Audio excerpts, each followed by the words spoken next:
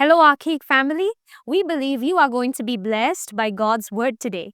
If you want to become a media missionary, you can partner with us. Simply scan the QR code so that we are able to spread the message of the gospel through your generosity to the ends of the earth.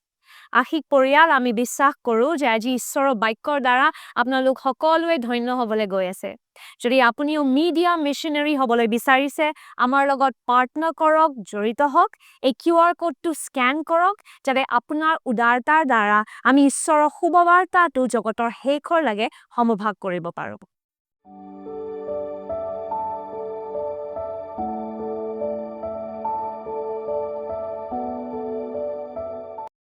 যোৱা দেওবাৰে মই আমাৰ ইংৰাজী কাৰ্যসূচীত প্ৰাৰ্থনাৰ বিষয় শিকাইছিলোঁ আৰু মোক প্ৰভুৱে কৈছে যে এইটো অসমীয়া মণ্ডলীকো শিকোৱাটো বহুত দৰকাৰ সো আজি আমি প্ৰাৰ্থনাৰ বিষয় শিকিবলৈ গৈ আছোঁ প্ৰাৰ্থনা কিমান দৰকাৰী হয় কিমান শক্তিশালী হয় মোৰ তাত বহুতবাৰ মানুহবোৰে আহি পেলাই কয় মই জাষ্ট প্ৰাৰ্থনা কৰি আছোঁ বা মোৰ কাৰণে কেৱল প্ৰাৰ্থনা কৰি দিয়কচোন আৰু তাতে শুনিলে গম পায় যে মানুহবোৰে প্ৰাৰ্থনাৰ শক্তিটো বুজি নাপায় সেইকাৰণে আমি আহি পেলাই কওঁ কেৱল প্ৰাৰ্থনাই কৰি আছোঁ আৰু কি কৰিব পাৰোঁনো মই কেৱল প্ৰাৰ্থনাই কৰি আছোঁ আৰু পৰিস্থিতিটোৰ বিষয়ে পাষ্টাৰ মোৰ কাৰণে জাষ্ট প্ৰাৰ্থনা কৰি দিয়কচোন কেৱল এটা প্ৰাৰ্থনা কৰি দিয়কচোন সেই শব্দটো নহয় প্ৰাৰ্থনাৰ লগত লগাবই নালাগে কেৱল বা জাষ্ট কিয় কাৰণ প্ৰাৰ্থনা বস্তুটো বহুত শক্তিশালী হয় এইটো লাষ্ট উপায় নহয় মানে যে এতিয়াতো আৰু একো নহয় চ' ভাল লগাবলৈ প্ৰাৰ্থনাই কৰোঁ আৰু সেইটো ভুল কথা আচলতে প্ৰাৰ্থনাৰ ভিতৰত কিমান শক্তি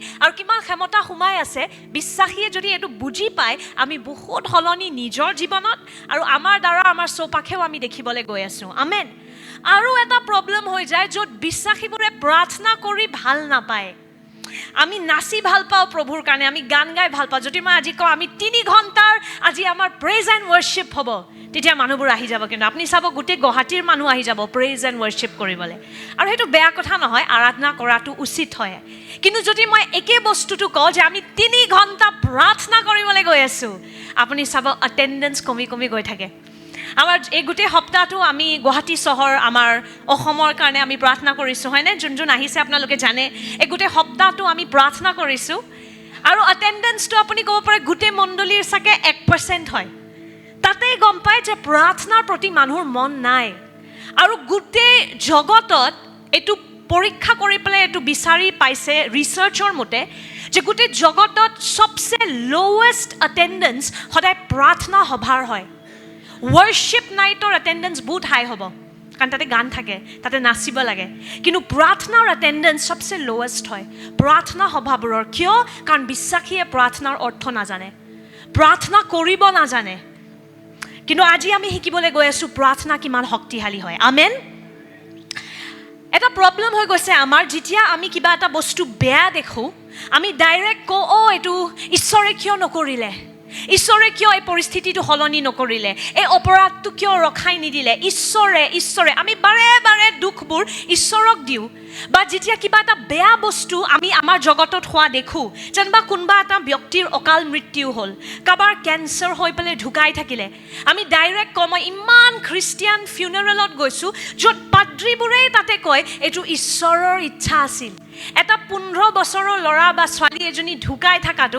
কেতিয়াও ঈশ্বৰৰ ইচ্ছা নহয় আমেন কিন্তু আমাৰ কি হয় কাৰণ আমি এলেহুৱা আৰু আমি নিজে দায়িত্বটো ল'বলৈ নিবিচাৰোঁ আমি সকলো বস্তু সকলো দুখবোৰ ঈশ্বৰৰ ওপৰত দি দিওঁ আৰু আমি কওঁ ঈশ্বৰে ইচ্ছা ঈশ্বৰেই কৰিছে বা ঈশ্বৰে কিয় নকৰিলে কিন্তু আমি ইয়াতে প্ৰথম এটা বস্তু বুজিব লাগিব যে এই পৃথিৱীখন ঈশ্বৰৰ ইচ্ছাৰ মতে চলি থকা নাই সেইটো এটা শ্বকিং খবৰ হ'ব পাৰে বহুত মানুহৰ কাৰণে কাৰণ চবে ভাবে যে এই পৃথিৱীখনত যি হৈ আছে চব ঈশ্বৰে কৰি আছে নহয় এইটো মিছা কথা কাৰণ যদি ঈশ্বৰে এই জগতখন চলাই আছে আৰু জগতখনৰ এই অৱস্থা তে স্বৰ্গ ইয়াতকৈ একো ভাল নহ'ব হয়নে নহয় ইয়াতে ইমান অপৰাধ আছে মানুহ বধ হৈ আছে বেমাৰ হৈ আছে যদি এইটো ঈশ্বৰৰ নিখুঁত ইচ্ছাৰ মতে চলি আছে তেতিয়া স্বৰ্গটো কেনেকৈ বেলেগ হ'ব বুজি পাইছে মোৰ কথাটো কি মানে এই পৃথিৱীখন ঈশ্বৰৰ ইচ্ছাৰ মতে চলি থকা নাই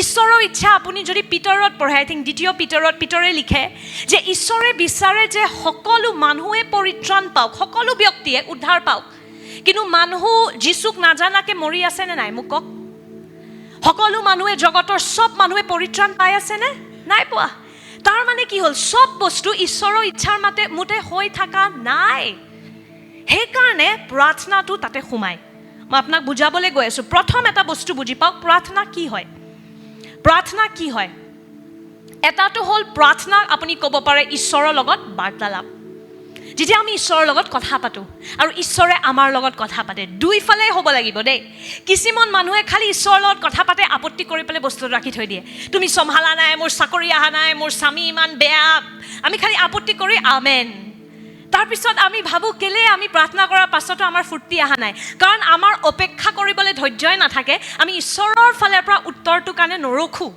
আমি নিজে ঘজংকে নিজৰ আপত্তিবোৰ দি থৈ পেলাই ওলাই থৈ আহোঁ কিন্তু প্ৰাৰ্থনা হয় ঈশ্বৰৰ লগত বাৰ্তালাপ আমাৰ ঈশ্বৰ এজন কথা কোৱা ঈশ্বৰ হয় আমেন সেইটো মই আপোনালোকক আগতেও শিকাইছোঁ আদি পুস্তকত প্ৰতিদিন ঈশ্বৰে কথা কৈ ঘোষণা কৰি সৃষ্টি কৰিছিলে মানে আমাৰ ঈশ্বৰ বহুত কথা পাতে আমেন যদি শুনা পোৱা নাই মানে আমি শুনিবলৈ আমাৰ ধৈৰ্য ধৰা নাই আমি কিন্তু প্ৰাৰ্থনাটো প্ৰথম হ'ল ঈশ্বৰৰ লগত বাৰ্তালাপ য'ত আপুনি ঈশ্বৰৰ লগত কথা পাতে আৰু ঈশ্বৰে উত্তৰবোৰ আপোনাক দিয়ে ঈশ্বৰেও আপোনাৰ লগত কথা পাতে সেইটো হ'ল এক ধৰণৰ প্ৰাৰ্থনা কিন্তু দ্বিতীয় ধৰণৰ প্ৰাৰ্থনা হ'ল আত্মিক যুদ্ধ য'ত আমি শয়তানৰ শিকলিবোৰ ছিঙো শয়তানে য'ত মানুহক বন্দী কৰি ৰাখিছে প্ৰাৰ্থনাৰ যোগেদি আমি সেই মানুহবোৰক প্ৰাৰ্থনাৰ দ্বাৰা কি কৰোঁ মুক্ত কৰোঁ আমেন চ' প্ৰাৰ্থনা হয় দুইবিধৰ আপুনি ক'ব পাৰে এটা হ'ল বাৰ্তালাপ যোনটো আমি ডেইলি কৰোঁ মানে যেতিয়া আমি উঠোঁ যীশু গুড মৰ্ণিং যীশু খ্ৰীষ্ট ধন্যবাদ যে তুমি মোৰ লগত আছা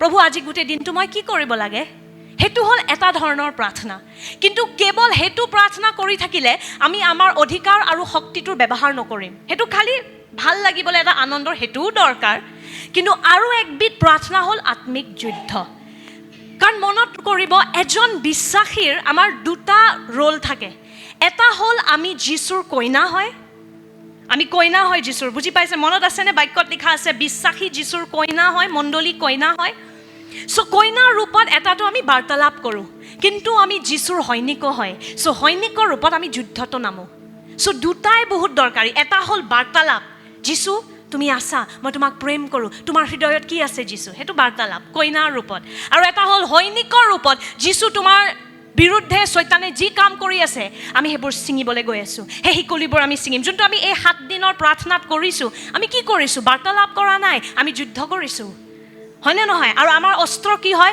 আমাৰ কটাৰী বা তৰোৱাল আমাৰ অস্ত্ৰ নহয় কিন্তু বিশ্বাসীৰ অস্ত্ৰ হয় প্ৰাৰ্থনা আমেন আৰু আমি ডেইলি খোজকাঢ়ি যে বেলেগ ঠাইত প্ৰাৰ্থনা কৰি আছোঁ আমি কি কৰি আছোঁ শয়তানৰ শিকলিবোৰ ছিঙি আছোঁ যোনবোৰ জায়গাত শয়তানে অন্ধকাৰ আনিছে অপৰাধ আনিছে প্ৰাৰ্থনাৰ যোগেদি আমি সেই অস্ত্ৰবোৰ বা সেই শিকলিবোৰ ছিঙি আছোঁ আমেন চ' প্ৰাৰ্থনা দুইবিধৰ থাকে কি হ'ল প্ৰথম বাৰ্তালাপ কইনাৰ ৰূপত আৰু দ্বিতীয় হ'ল যুদ্ধ সৈনিকৰ ৰূপত আমেন য'ত আমি শয়তানৰ শিকলিবোৰ ছিঙো এতিয়া মনত কৰিব আমি প্ৰাৰ্থনা কিয় কৰিব লাগে মই উত্তৰটো আপোনাক প্ৰথমতে দি দিলোঁ যে কাৰণ এই পৃথিৱীখন ঈশ্বৰৰ ইচ্ছাৰ মতে চলি থকা নাই এই পৃথিৱীখনত যি হৈ আছে এইটো আমাৰ স্বৰ্গীয় পিতৃৰ নিখুঁত ইচ্ছা নহয় এটা বাচ্চা এটাৰ বলৎকাৰ হোৱা সেইটো ঈশ্বৰৰ ইচ্ছা নহয় এটা বাচ্চা এটাৰ কেঞ্চাৰ হোৱা এজন মহিলা এজনীৰ লগত অপৰাধ হোৱা বা যেতিয়া আমি এটা দেশে বেলেগ দেশ এটাৰ লগত যুদ্ধ কৰি মানুহ মৰি থাকে সেইবোৰ ঈশ্বৰৰ ইচ্ছা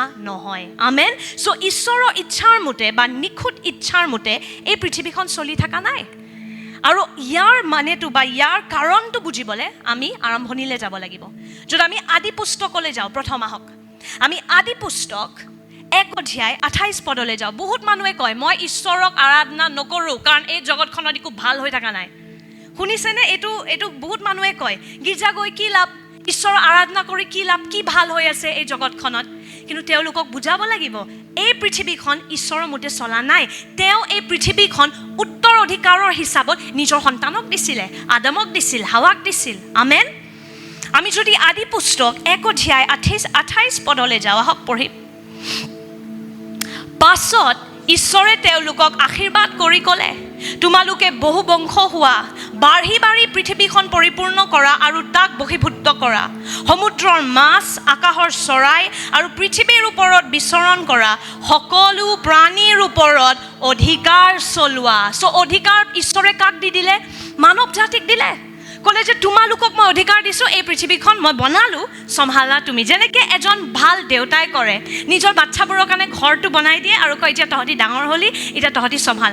মোৰ নিজৰ দেউতাই, আমি যোনটো ঘৰত থাকোঁ সেইটোৰ সৃষ্টি বা বনাইছে মোৰ দেউতাই, কিন্তু এতিয়া মোৰ দেউতাই সেইটো মোক আৰু বাস্তনাবৰণক দি দিলে।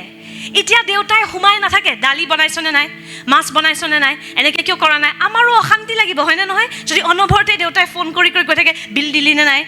না, এতিয়া দেউতাই এৰি দিছে যে এতিয়া মই বিশ্বাস কৰোঁ মোৰ বাচ্ছাবোৰৰ ওপৰত, যদি সহায় লাগে তেওঁ আছে, কিন্তু জোৰ জবস্তি এতিয়া আমাৰ দেউতা আমাৰ ঘৰৰ ভিতৰত নোসোমায়।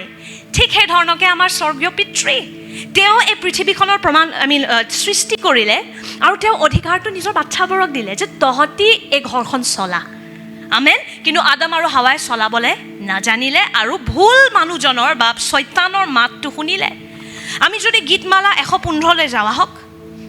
গীতমালা 115 অধ্যায় 16 পদ, ইয়াতে লিখা আছে, স্বৰ্গ হৈছে, আহক আমি সকলোৱে পঢ়িম, স্বৰ্গ হৈছে জিহুৱাৰে স্বৰ্গ, কিন্তু পৃথিৱীখন হ'লে তেওঁ মনুষ্যক দিলে। পৃথিৱীখন কাক দিলে? মনুষ্যক দিলে। ঈশ্বৰৰ তাত আৰু পৃথিৱীখনৰ চাবি নাই, চাবিটো তেওঁ আমাক দি দিলে। আমেন। আৰু সেইকাৰণে ইয়াতে যি গোলমাল হৈ আছে তাৰ দায়িত্বটো কিন্তু মানুহে ল'ব লাগিব। এতিয়া আমি ক'ব পাৰোঁ না, ঈশ্বৰে কিয় সোমাই পেলাই নিজে নিজে কাম নকৰে? এতিয়া আপুনি এটা বস্তু বুজি পাব লাগিব, কিছুমান আইন থাকে। যেনিবা যেতিয়া এখন দেশ এখনৰ পাৰ্টিশ্যন হয়, মই যোৱা সপ্তাহ বুজাইছিলোঁ, যেতিয়া দেশ এখনৰ পাৰ্টিশ্যন হয়, ধৰক ভাৰত দেশৰ পৰা আমি জানো বহুতটা বেলেগ বেলেগ দেশ ওলালে, হয়নে? পাকিস্তান ওলালে, বাংলাদেশ ওলালে, সেইটো আইনৰ মতে বেলেগ হৈ গ'ল। তাৰ এতিয়া নিজৰ নিজৰ চৰকাৰ আছে। এতিয়া যদি আমি দেখোঁ যে নাই বেলেগ দেশটোত প্ৰব্লেম হৈ আছে, আমি কি সোমাই যাব পাৰোঁনে? এই নাই নাই নাই, আকৌ ঘূৰাই আন, আকৌ ইণ্ডিয়ালৈ ঘূৰাই আন। নাই, এইটো বেআইনী হৈ যায়। এটা আইন থাকে, হয়নে? ঠিক সেই ধৰণকে আদি পুস্তকত আৰম্ভণিতে ঈশ্বৰে এই পৃথিৱীখন আইনৰ হিচাপত মানৱ জাতিক দি দিলে। সেইকাৰণে এতিয়া যদি আমি বিচাৰোঁ যে ঈশ্বৰে আমাৰ পৃথিৱীত কাম কৰে, আমি তেওঁক অনুমতি দিব লাগিব, আমি তেওঁক মাতিব লাগিব। আৰু সেই মাতাটোকে, তেওঁক অনুমতি দিয়াটোকে আমি কেনেকৈ কৰোঁ? প্ৰাৰ্থনাৰ দৰে। বুজি পাই আছে? সেইকাৰণে এজন বিশ্বাসীৰ প্ৰাৰ্থনা কিমান দৰকাৰী। যদি আমি কিবা এটা বস্তুৰ বিষয়ে প্ৰাৰ্থনা নকৰোঁ, ঈশ্বৰে সেই ঠাইটোত সোমাব নোৱাৰে, ঈশ্বৰে সেই পৰিস্থিতিটো সলনি কৰিব নোৱাৰে। কিন্তু আমি যেতিয়া এটা ব্যক্তি এটাই, এটা বিশ্বাসী এটাই যেতিয়া প্ৰাৰ্থনা কৰে, আমি ঈশ্বৰক কৈ আছোঁ, প্ৰভু আমি তোমাক অনুমতি দিওঁ, আমাৰ এই ঘৰটো যোনটো তুমি আমাক দিছা তাতে তুমি সোমোৱা, আমাক তাতে সহায় কৰা প্ৰভু। আমেন। যেতিয়া আমি কিবা এটা বস্তুৰ বিষয়ে প্ৰাৰ্থনা নকৰোঁ, তাৰ বিষয়ে আমাৰ আপত্তি কৰাও কোনো অধিকাৰ নাই। তাৰপিছত ঈশ্বৰক দুখ দি লাভ নাই। আৰু এই দুখ দিয়াৰ কামটো আদমেই আৰম্ভ কৰিছিলে। আদমৰে এইটো অভ্যাস আছিলে, স্বভাৱ আছিলে, য'ত সি ঈশ্বৰক দুখ দিছিলে। মনত কৰে আদি পুস্তক 3 অধ্যায়ত যেতিয়া আদম আৰু হাৱাই পাপ কৰিছিলে, মনত আছেনে? তেওঁলোকে যেতিয়া পাপ কৰিছিলে, তাৰপিছত তেওঁলোকে ঈশ্বৰৰ পৰা লুকাই গৈছিলে, লাজ পাইছিলে, হয়নে? হঠাৎ তেওঁলোকৰ চকু খুলি গ'ল যে আমি দেখোন কাপোৰ পিন্ধা নাই, লাজ পাইছে। পাপ আৰু লাজ সদায় একেলগে যায়। যেতিয়া পাপ কৰোঁ আমি, তাৰ লগত লাজ সংগে সংগে আহেই।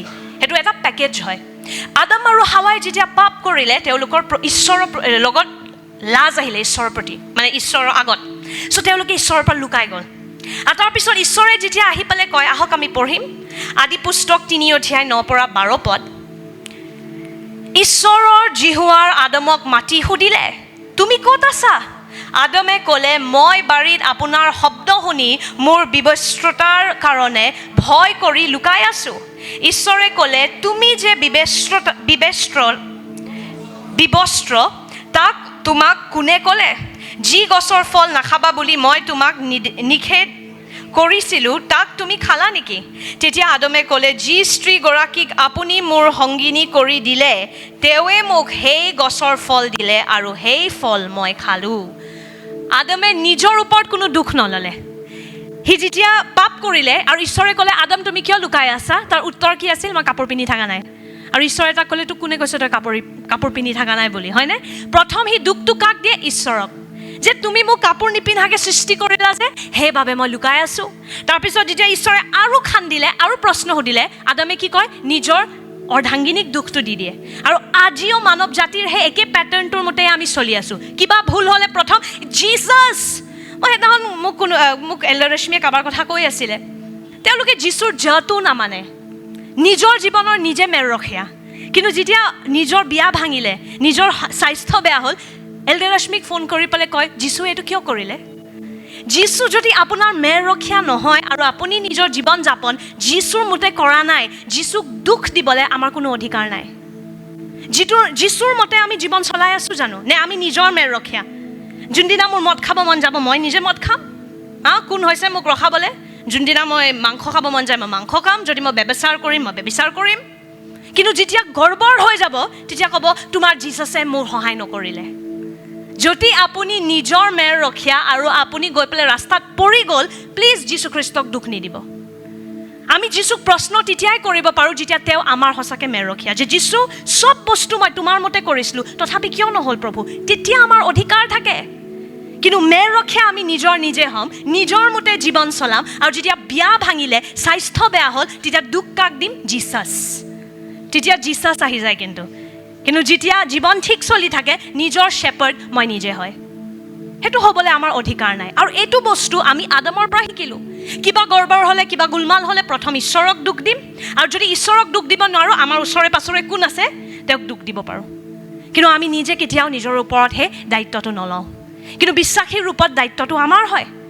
আমেন। যদি আমি অপৰাধ বাঢ়া দেখি আছোঁ, এইকেইদিন মই নিউজত দেখি আছোঁ গুৱাহাটী চহৰত ইমান বলৎকাৰ বাঢ়ি আছে, ইউনিভাৰ্চিটিবোৰত গেং ৰেপ হৈ আছে, বুলি কৰি ল'ৰা মৰি আছে। সেইবোৰ কি হয়? অপৰাধৰ আত্মা। কেনেকৈ ইহঁতি চল পালে? কাৰণ বিশ্বাসীয়ে নিজৰ অধিকাৰ ব্যৱহাৰ কৰা নাই। সেইকাৰণে আমি এই 7 দিনৰ সময় ল'লোঁ। আপত্তি কৰাতকৈ আমি 7 দিনৰ সময় ল'লোঁ যে আমি প্ৰাৰ্থনা কৰিম। আপত্তি কৰাটো বহুত সহজ, সেইটো এটা বিশ্বাসী নোহোৱা মানুহেও কৰিব পাৰে। আমেন। কিন্তু বিশ্বাসী আৰু যোন বিশ্বাসী নহয়, পাৰ্থক্য কি? আমি প্ৰাৰ্থনা কৰোঁ, আমি কেৱল আপত্তি নকৰোঁ, আমি উপায়টো বিচাৰোঁ। যীশুখ্ৰীষ্টই কেতিয়াও আপত্তি নকৰিছিল, বেমাৰ দেখিলে সুস্থ কৰে। যীশুখ্ৰীষ্ট সদায় উপায় আনা ব্যক্তি আছিল। আমেন। আৰু আমিও সেনেকুৱা ব্যক্তি হ'ব লাগে, অশান্তি কৰা ব্যক্তি নহয়, উপায় ওলোৱা ব্যক্তি। আমেন। আমেন। মোৰ লগত আছে? চ' মনত কৰিব যে এই পৃথিৱীখনত ঈশ্বৰে আমাক অধিকাৰ দিলে, আমাক চাবি দিলে, মানৱ জাতিক ঈশ্বৰে চাবিটো দিলে। আৰু যদি ইয়াতে আমি গোলমাল দেখি আছোঁ, দুখ ঈশ্বৰক নিদিব। স্বৰ্গত চব ঠিক চলি আছে নে নাই? য়েছ। আজিলৈকে কোনো ৰিপৰ্ট অহা নাই যে স্বৰ্গত অপৰাধ হৈ আছে। স্বৰ্গত চব বস্তু নিখুঁত হিচাপে চলি আছে। আমেন। মানে ঈশ্বৰ যোনটো জেগাত অধিকাৰ আছে তাতে চব বস্তু ধুনীয়াকৈ হৈ আছে। গোলমাল ক'ত হৈ আছে? এই ঠাইটোত য'ত অধিকাৰটো আমাক দিয়া গ'ল। সেইকাৰণে ঈশ্বৰক দুখ দিয়াতকৈ আমি দায়িত্বটো নিজে উঠাব লাগিব, আৰু আমি নিজে প্ৰাৰ্থনাৰ যোগেদি ঈশ্বৰক নিমন্ত্ৰণ দিব লাগিব, ঈশ্বৰক অনুমতি দিব লাগিব যে যেনেকুৱা স্বৰ্গত পিতৃ তুমি ইয়াতেও কৰা। সেইকাৰণে যীশুখ্ৰীষ্টই মঠি 6 অধ্যায় 10 আৰু 11 মনত আছেনে কি শিকাইছিল নিজৰ শিষ্যক? যেতিয়া প্ৰাৰ্থনা কৰা ক'বা কি? Our Father who art in heaven, hallowed be your name. মনত আছে সেই প্ৰাৰ্থনাটো? আমাৰ স্বৰ্গীয়ত থকা পিতৃ, মনত আছে? তাৰপিছত কি কৈছিলে? যেনেকুৱা স্বৰ্গত সেনেকুৱা পৃথিৱীত হওক। Okay, your kingdom come, তোমাৰ ৰাজ্য আহক। যেনেকুৱা স্বৰ্গত, your will be done, তোমাৰ ইচ্ছা পৰিপূৰ্ণ হওক। যেনেকুৱা স্বৰ্গত সেনেকুৱা পৃথিৱীত। That means তাৰ মানে কি হ'ল? যেনেকুৱা স্বৰ্গত সেনেকুৱা পৃথিৱীত হৈ থকা নাই। সেইকাৰণে আমি সেইটোৰ বিষয়ে প্ৰাৰ্থনা কৰিব লাগিব। বহুত মানুহে কয় যে আমি যদি প্ৰাৰ্থনা কৰোঁ ঈশ্বৰৰ ইচ্ছা সলনি হৈ যায় নেকি? ঈশ্বৰৰ ইচ্ছা সলনি নহয়, ঈশ্বৰৰ ইচ্ছা নিখুঁত হয়। ঈশ্বৰৰ নিখুঁত ইচ্ছা আমাৰ পৃথিৱীত পৰিপূৰ্ণ হয়। বহুত মানুহে এইটো প্ৰশ্ন সোধে, মই প্ৰাৰ্থনা কৰিলে ঈশ্বৰৰ ইচ্ছা সলনি হ'ব নেকি? ঈশ্বৰৰ ইচ্ছা সলনি কৰিবলৈ কোনো দৰকাৰ নাই, কাৰণ তেওঁৰ ইচ্ছাটো নিখুঁত হয়, পাৰফেক্ট হয়। আমেন। আমি যেতিয়া প্ৰাৰ্থনা কৰোঁ আমি তেওঁৰ সেই নিখুঁত ইচ্ছাটো আমাৰ ৰাজ্যলৈ আনো, আমাৰ দেশলৈ আনো। সেইকাৰণে যীশুৱে কৈছিল যেনেকুৱা স্বৰ্গত সেনেকুৱা পৃথিৱীত হওক, তোমাৰ ইচ্ছা পৰিপূৰ্ণ হওক। কাৰণ ঈশ্বৰৰ ইচ্ছা পৰিপূৰ্ণ হৈ থকা নাই। কিন্তু আমি যেতিয়া প্ৰাৰ্থনা কৰোঁ আমি দুৱাৰটো খুলি দিওঁ যে দেউতা আহা, তুমি যেনেকৈ তোমাৰ ঘৰ চলাই আছা, আমি নিজৰ ঘৰটো ভালদৰে চলাব পৰা নাই, তুমি যেনেকৈ তাতে চলাই আছা প্ৰভু সেনেকুৱাকৈ আমাৰো সহায় কৰা। আমেন। চ' বুজি পাইছে? ঈশ্বৰ সীমিত হৈ যায় যদি বিশ্বাসীয়ে প্ৰাৰ্থনা নকৰে। কাৰণ আইনৰ মতে ঈশ্বৰে এই পৃথিৱীখনত এটা মানুহৰ যদি অনুমতি নাপায় ঈশ্বৰে সোমাব নোৱাৰে আৰু ঈশ্বৰে সদায় আইন পালন কৰা ব্যক্তি মানে ঈশ্বৰ হয় আমেন ঈশ্বৰে আইন ভাঙি নিদিয়ে যদি আৰম্ভণিত এই পৃথিৱীখন আমাক দিছে তে আইনৰ হিচাপত আমিয়ে তেওঁক মাতিব লাগিব আৰু তাতে প্ৰাৰ্থনাটো বহুত দৰকাৰী হৈ যায় যদি আমি প্ৰাৰ্থনা নকৰোঁ শয়তানে ৰাজ কৰিব গুৱাহাটী চহৰত অসম চহৰৰ বিষয়ে আমি দেখোঁ খ্ৰীষ্টিয়ানে আপত্তি কৰে কিমানে আঁঠুকাৰি প্ৰাৰ্থনা কৰে আমাৰ ৰাজ্যখনত একো হৈ থকা নাই আপুনি প্ৰাৰ্থনা কৰক আমাৰ দেশত একো হোৱা নাই আমি প্ৰাৰ্থনা কৰোঁনে আমেন সো যেতিয়া আমি প্ৰাৰ্থনা কৰোঁ আমি ঈশ্বৰক অনুমতি দিওঁ তেওঁৰ ইচ্ছা আমাৰ ঠাইতো পৰিপূৰ্ণ কৰিবলৈ আমেন আৰু যেতিয়া আমি কওঁ সব বস্তু ঈশ্বৰৰ ইচ্ছা আমি কি কৰি আছোঁ আমি এলেহুৱা হৈ আছোঁ কাৰণ নিজে বাইবেলখন উঠাবলৈ মন নাই তো নিজে প্ৰাৰ্থনা কৰাটো ইমান সহজ নহয় মোবাইল অফ কৰিব লাগিব ইনষ্টাগ্ৰাম চাব নোৱাৰে অলপ সময় অলপ দেৰি আপুনি তন্দুৰী চিকেন খাব নোৱাৰে আঁঠুকাৰি প্ৰাৰ্থনা কৰিব লাগিব শৰীৰটোৱে কষ্ট পায়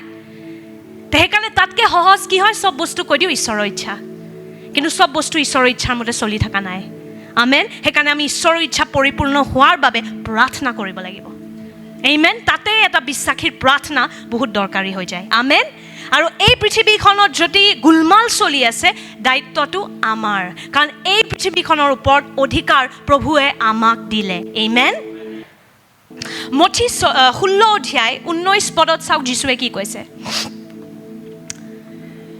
যীশুৱে নকৰে যীশুৱে আমাক কৰিবলৈহে কৈ আছে চাওক মঠি 16 অধ্যায় 19 পদ মই তোমাক স্বৰ্গ ৰাজ্যৰ চাবিবোৰ দিম তাতে তুমি এই পৃথিৱীত যিহকে বান্ধিবা সেই স্বৰ্গটো বান্ধি ৰখা হ'ব আৰু তুমি পৃথিৱীত যিহকে মুকলি কৰিবা সেই স্বৰ্গটো মুকলি হ'বলৈ দিয়া হ'ব আমেন সো চাবিটো ঈশ্বৰে কাক দিছে আমাক দিছে সো যদি আমি যোনবোৰ বস্তুক তালা মাৰিব লাগে নামাৰো সেইটো কাৰ ভুল আমাৰ তাতে যীশু বুলি কৈ লাভ নাই যীশু কিবা কৰা যীশুৱে কৈ আছে তই কিবা কৰ যীশুৱে আমাৰ কাৰণে ৰখি আছে আমেন আমেন আৰু প্ৰাৰ্থনাৰ দ্বাৰা আমি শয়তানক তালা বান্ধিবও পাৰোঁ আৰু যোনবোৰ বস্তু খুলিব লাগে আমি প্ৰাৰ্থনাৰ দ্বাৰা সেইবোৰ আশীৰ্বাদ খুলিব পাৰোঁ চাবিটো ঈশ্বৰৰ তাত নাই যীশুৱে চাবিটো বিশ্বাসীক দিলে তাতে বিশ্বাসীৰ বহুত ডাঙৰ দায়িত্ব আছে আমেন সেইকাৰণে আপত্তি কম প্ৰাৰ্থনা বেছি আমাৰ মুখখন প্ৰাৰ্থনাত ব্যস্ত থাকিব লাগে আমেন প্ৰশংসাত ব্যস্ত থাকিব লাগে আপত্তিত নহয় আমেন সো মনত কৰিব সকলো বস্তু এই পৃথিৱীখনত ঈশ্বৰৰ ইচ্ছাৰ মতে চলি থকা নাই আৰু যদি গোলমাল হৈ আছে দায়িত্বটো বিশ্বাসীৰ আমেন এতিয়া বহুত মানুহে প্ৰাৰ্থনা কৰিবলৈ কঠিন পায় কাৰণ তেওঁলোকে ভাবে আমি পবিত্ৰ নহয় সেইকাৰণে আমি বহুত দূৰলৈকে যাওঁ কোনোবা এজন পাচনিক বিচাৰি পেলাই বা কোনোবা এজন নবীক বিচাৰি কাৰণ তেওঁ যদি চুই দিয়ে মোক মই সুস্থ হৈ যাম তেওঁৰ স্পৰ্শৰ দ্বাৰাহে মই সুস্থ হ'ম চাওক এনেকুৱাও বহুত মানুহ আছে যোন কোনো মণ্ডলীত যাবলৈ মানে সুযোগ নাই ৰুমত যীশুক প্ৰাৰ্থনা কৰিও সুস্থ হৈছে মই কোৱা নাই পাষ্টৰ দৰকাৰী নহয় বা পাচনি দৰকাৰ নহয় কিন্তু এইটো ভুল ধাৰণা যে কোনোবা এজন ডাঙৰ নাম থকা পাচনিৰ স্পৰ্শৰ দ্বাৰাই মই সুস্থ হ'ম আমেন মোৰ প্ৰাৰ্থনাৰ একো শক্তি নাই সেইজন ব্যক্তিক আনিলেহে মই সুস্থ হ'ম সেইটো কিন্তু বাইবেলৰ মতে ভুল বহুত আমাৰ বিশ্বাসীবোৰে আমি প্ৰাৰ্থনা নকৰোঁ কাৰণ আমি ভাবোঁ মোৰ প্ৰাৰ্থনা কোনে শুনিব মোৰ প্ৰাৰ্থনা চিলিঙলৈও গৈ নাপায় স্বৰ্গলৈতো দূৰৰে কথা ক'ত গৈ পাব কিন্তু এইটো ভুল ধাৰণা আপুনি বুজি পাব লাগিব যে আপুনি খ্ৰীষ্টত কোন হয় জাকোবে লিখিছিল যে এজন ধাৰ্মিক ব্যক্তিৰ প্ৰাৰ্থনা আহক আমি একেলগে পঢ়িম মোৰ লগত যাওক জাকোব 5 অধ্যায় 16 পদ জাকোব 5 অধ্যায় 16 পদ এতেকে আপোনালোক সুস্থ হ'বৰ বাবে এজনে সিজনৰ আগত নিজ পাপ স্বীকাৰ কৰিব আৰু এজনে সিজনৰ কাৰণে প্ৰাৰ্থনা কৰিব ধাৰ্মিকজনৰ নিবেদন কাৰ্য সাধন কৰাত মহাশক্তি বিশিষ্ট আমেন ইয়াতে কি লিখা আছে এজন সহজ ভাষাত ক'ব গ'লে এজন ধাৰ্মিক ব্যক্তিৰ প্ৰাৰ্থনা বহুত শক্তিশালী এজন ধাৰ্মিক ব্যক্তিৰ প্ৰাৰ্থনাৰ দ্বাৰা আমি ফল দেখা পাওঁ কিন্তু আপুনি বিশ্বাস কৰে নে নাই যে আপুনি ধাৰ্মিক হয় তাতে গোলমালটো আহি যায় য'ত আমি ভাবোঁ হে ধাৰ্মিক মইতো ধাৰ্মিক নহয় মইতো এতিয়াও বহুত দুৰ্বল হৈ আছোঁ মইতো সৰু বিশ্বাসী মই এতিয়াও এই জুনিয়ৰ বিশ্বাসী হৈছোঁ কেনেকৈ জুনিয়ৰ হ'ব পাৰে যেতিয়া আপুনি যীশুৰ শৰীৰৰ লগত জইন হৈ গ'ল কেনেকৈ আপুনি জুনিয়ৰ হ'ব পাৰে যেতিয়া আপোনাৰ আত্মা আৰু ঈশ্বৰৰ আত্মা এক হৈ গ'ল ৰোমিয়া 8:16 মতে আমাৰ আত্মা আৰু ঈশ্বৰৰ আত্মা এক হৈ গ'ল আমেন সো জুনিয়ৰ বিশ্বাসী বুলি কোনো নাই কাৰণ জুনিয়ৰ পবিত্ৰ আত্মা বুলি একো নাই বুজি পাইছে আধা পবিত্ৰ আত্মা কিছুমানৰ আধা আহিল পবিত্ৰ আত্মাৰ খালি আঙুলিটো আহিল বোলে আৰু পাষ্টাৰ সোনিয়াৰ পবিত্ৰ আত্মা গোটেই শৰীৰটো আহিলে এইটো ভুল পবিত্ৰ আত্মা যেতিয়া এজন বিশ্বাসীৰ ভিতৰত আহে ন সম্পূৰ্ণ ৰূপে আহে আধা আধা হৈ নাহে তো জুনিয়ৰ ৰূপত নাহে আমেন সো সব বিশ্বাসী এতিয়া পবিত্ৰ আত্মাৰ লগত জড়িত আপোনাৰ আত্মা আৰু ঈশ্বৰৰ আত্মা এক হৈ গ'ল আমেন আপুনি ঈশ্বৰৰ যীশুৰ শৰীৰৰ এটা ভাগ হৈ গ'ল you become a part of the body of Jesus amen এতিয়া যেতিয়া আপুনি ঈশ্বৰৰ তালৈ যায় ঈশ্বৰে কেৱল মণি দাসক দেখা নাপায় ঈশ্বৰে কাক দেখা পায় যীশুৰ এটা পাৰ্ট যীশুৰ এটা শৰীৰৰ ভাগ এটাক দেখা পায় when God sees you now when he sees Kim he doesn't just see Kim he sees a body part of Jesus Christ he sees somebody who's a part of the body of Jesus amen that means it's Jesus মোৰ হাতখন মই হয় নে নহয় নে এইটো pastor নৱৰুণ হয় মোৰ হাতখন ময়ে হয় আমেন মোৰ ভৰিখন মই হয় নে নহয় হয় মোৰ চুলি মই হয় নে নহয় হয় ন সো ঠিক সেই ধৰণকে আপুনি সকলোৱে যীশুৰ শৰীৰৰ ভাগ বুলি লিখা গৈছে মানে কি যেনেকুৱাকে ঈশ্বৰে যীশুক চাই আপোনাকো চাই কাৰণ আপুনি তেওঁৰ শৰীৰৰ ভাগ হৈ গ'ল এতিয়া আমেন আত্মাত আপুনি যীশুৰ শৰীৰৰ লগত জইন হৈ গ'ল সো আপুনি এতিয়া ভাবিব নোৱাৰে যে মই ধাৰ্মিক নহয় ধাৰ্মিকতা মনত কৰিব এটা উপহাৰ হয় মনত আছেনে সেই শিক্ষাটো ধাৰ্মিক মানে কি যাৰ ঈশ্বৰৰ লগত সম্বন্ধটো ভাল নিজৰ ভাল কৰ্মৰ দ্বাৰা তালে কেতিয়াও গৈ নাপায় যিমানে ভাল হওক ঈশ্বৰৰ তুলনাত ভাল নহয় আমেন সো ধাৰ্মিকতাটো ঈশ্বৰে এটা উপহাৰৰ ৰূপত দিয়ে সেইটো আমি পাওঁ আহক 2 কৰিন্থিয়া যাওঁ 2 কৰিন্থিয়া 5:21 পদ তেওঁ আমাক খ্ৰীষ্টত ঈশ্বৰীয় ধাৰ্মিকতা স্বৰূপ হ'বলৈ পাপ নকৰা জনকে পাপ কৰি তেওঁকে আমাৰ পাপৰ বাবে ক্ৰুচত বলি স্বৰূপে উৎসৰ্গ কৰিলে আৰু এটা পাঠ আছে ৰোমিয়া 5:17 পদ কাৰণ এজনৰ অপৰাধত যদি এজনৰ দ্বাৰাই মৃত্যুৱে ৰাজত্ব পালে তেনেহ'লে যিসকলে অনুগ্ৰহ আৰু ধাৰ্মিকতাৰ দানত উপচয় হয় তেওঁলোকে অধিক গুণে এজনৰ দ্বাৰাই জীৱনত ৰাজত্ব পাব সেইজন যীশুখ্ৰীষ্ট আৰু এটা পাঠ মই আপোনাক দেখাই আছোঁ কেনেকৈ জানিব লাগে আপুনি ধাৰ্মিক হয় ৰোমিয়া 3:23 আৰু 24 পদ কাৰণ সকলোৱে পাপ কৰিলে আৰু ঈশ্বৰৰ মহিমাৰ পৰা বঞ্চিত হ'ল কিন্তু খ্ৰীষ্ট যীশুত যি মুক্তি তাৰ দ্বাৰা ঈশ্বৰৰ অনুগ্ৰহত বিনা মূল্য ধাৰ্মিক বুলি প্ৰমাণিত হ'ল আমেন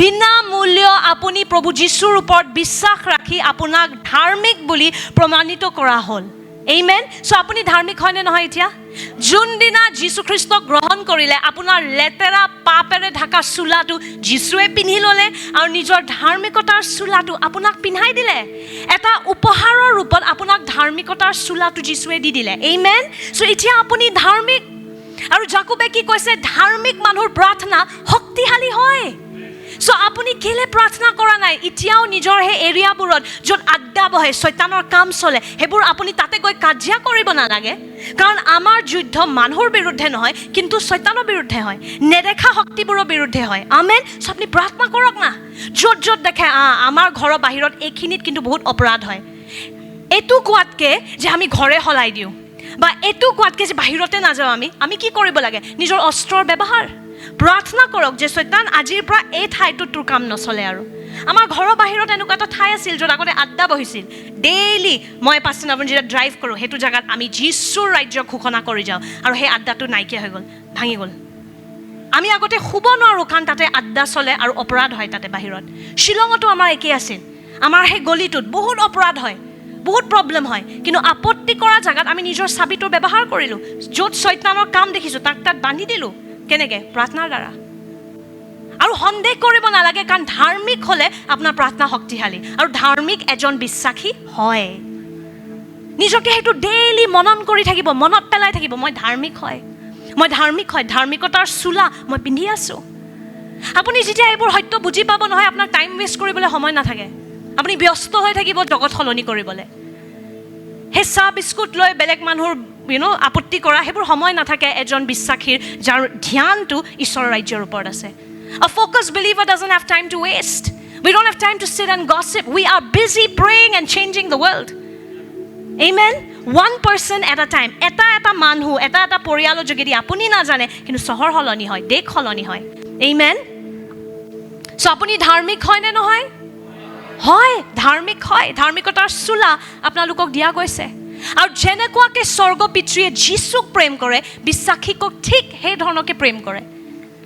আৰু সেইটো বস্তু বুজিবলৈ বহুত সহজ হ'ব লাগে, কাৰণ আপুনি যীশুৰ বডি পাৰ্ট। মনত কৰিব এতিয়া, সহজ ভাষাত ক'ব গ'লে যীশুৰ শৰীৰৰ ভাগ হয় আপুনি। আপুনি যীশুতকৈ বেলেগ নহয়। আপুনি যীশুৰ লগত ছুপাৰ গ্লু, সেই ছুপাৰ গ্লুটো হ'ল পবিত্ৰ আত্মা, আৰু আপুনি জইন হৈ গ'ল যীশুৰ লগত। সেইকাৰণে আপুনি আৰু যীশু এতিয়া বেলেগ নহয়। যেনেকুৱাকৈ ঈশ্বৰে যীশুক চায়, সেনেকুৱা আপোনাক চায়। যেনেকুৱাকৈ যীশুক প্ৰেম কৰে, আপোনাক প্ৰেম কৰে। যীশুৰ এনেকুৱাও এটাও প্ৰাৰ্থনা আছে যোনটোৰ উত্তৰ দেখা নাছিলে। চব প্ৰাৰ্থনা, যোন বেমাৰী হৈ আহিছিল, চবৰ কাৰণে প্ৰাৰ্থনা কৰে, চবে সুস্থ হয়। Amen? আমি যেতিয়া সেই সত্যটো বিশ্বাস কৰা আৰম্ভ কৰিম, আমাৰ প্ৰাৰ্থনাবোৰো ফলৱন্ত হ'ব। Amen? যোহন 17:23 তাৰ বাবে মই তেওঁলোকত আৰু তুমি মোৰ লগত থাকিবা, এইদৰে তেওঁলোক যেন সম্পূৰ্ণকৈ এক হয়, জগতে যাতে জানে তুমি মোক পঠিয়াইছা, আৰু তুমি যেনেকৈ মোক প্ৰেম কৰিলা, তেনেকৈ তেওঁলোককো প্ৰেম কৰা। তুমি যেনেকৈ মোক প্ৰেম কৰা, তেনেকৈ তেওঁলোকক, মানে বিশ্বাসীকো প্ৰেম কৰা। আপুনি ভাবিবও নোৱাৰে ঈশ্বৰে আপোনালোকক কিমান প্ৰেম কৰে। আমেন? আৰু যেতিয়া আপুনি প্ৰাৰ্থনা কৰিব ঈশ্বৰৰ ইচ্ছাৰ মতে, আপুনি ফল দেখিবই।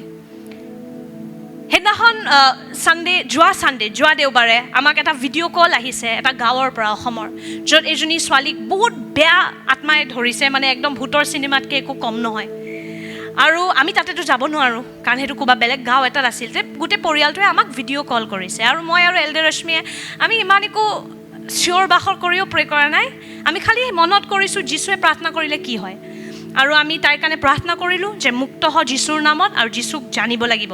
আৰু যি বস্তুৱে তাইক বান্ধি ৰাখিছে, সেই মানে তাই অদ্ভুত ধৰণৰ, মানে এতিয়া বুজাব নালাগে ইমান ডিটেইলত, শয়তানৰ ওপৰত মই PhD কৰিব নিবিচাৰোঁ, কিন্তু যেনেকুৱা হৰৰ চিনেমাত দেখা পায় সেনেকুৱাই তুলনা কৰিব পাৰে। আৰু আমি তাইৰ কাৰণে প্ৰাৰ্থনা কৰিলোঁ, মনত কৰিলোঁ, এইটো চোৱা নাই যে মই মনত কৰিছোঁ যীশুৱে প্ৰাৰ্থনা কৰিলে ফলৱন্ত হ'বনে নাই, হ'ব। চ' সেই অধিকাৰটো লৈ আমি প্ৰাৰ্থনা কৰিলোঁ।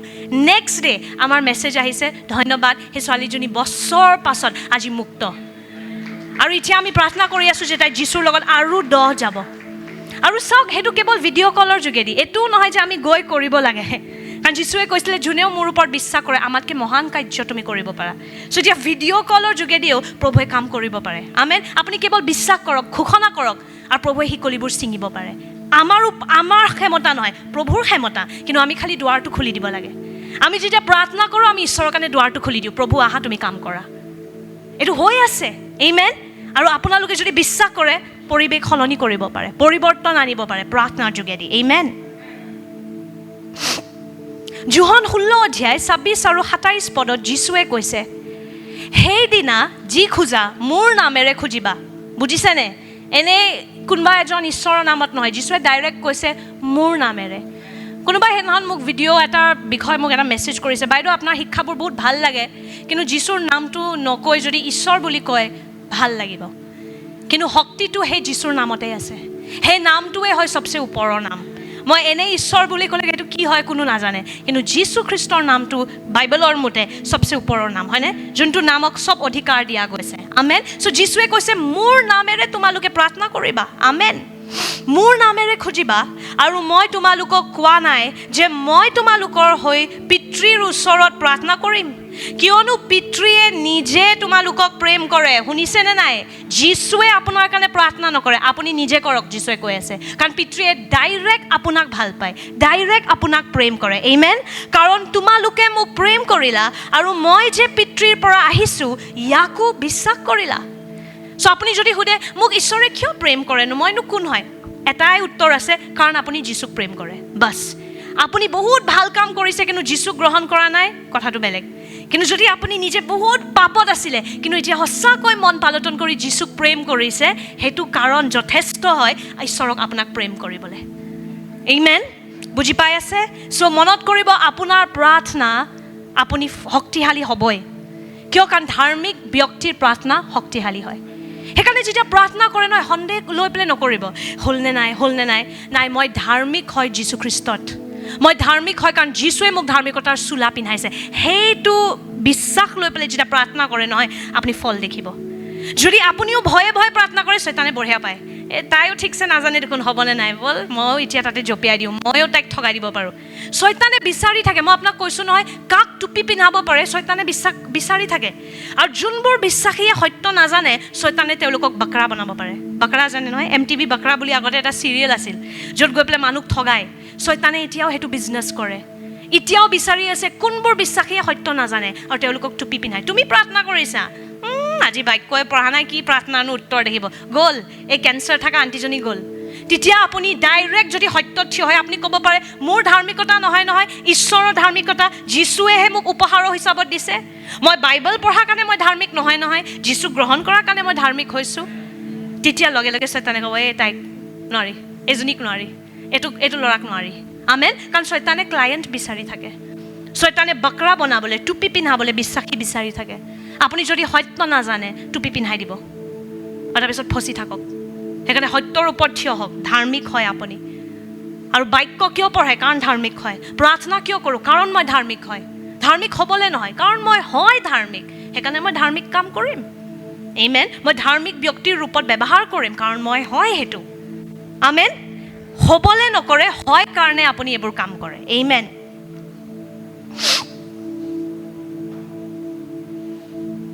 আমাৰ প্ৰাৰ্থনাবোৰক কিহৰ দ্বাৰা বাধা সৃষ্টি হয় সেইটো মই কিছুমান বস্তু সোনকালে আপোনাক দিম, আপুনি লিখিব পাৰে। আমাৰ প্ৰাৰ্থনাত আমি কিয় বাধা দেখোঁ?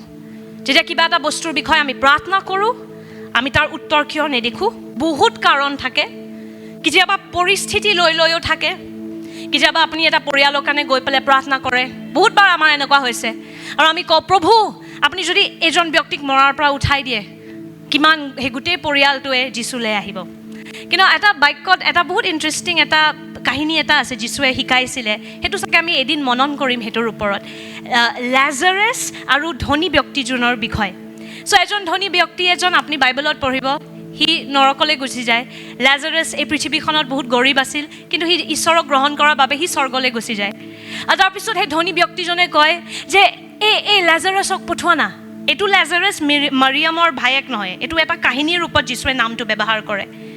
এই ধনী ব্যক্তিজনে যেতিয়া যীচুক কয় যে লাজাৰাছক পঠিয়াই দিয়া না স্বৰ্গৰ পৰা মোৰ পৰিয়ালৰ মানুহবোৰক শুভবাৰ্তা দিবলৈ, যদি কোনোবা মৰাৰ পৰা গৈ পেলাই প্ৰচাৰ কৰে নিশ্চয় ইহঁতি বিশ্বাস কৰিব।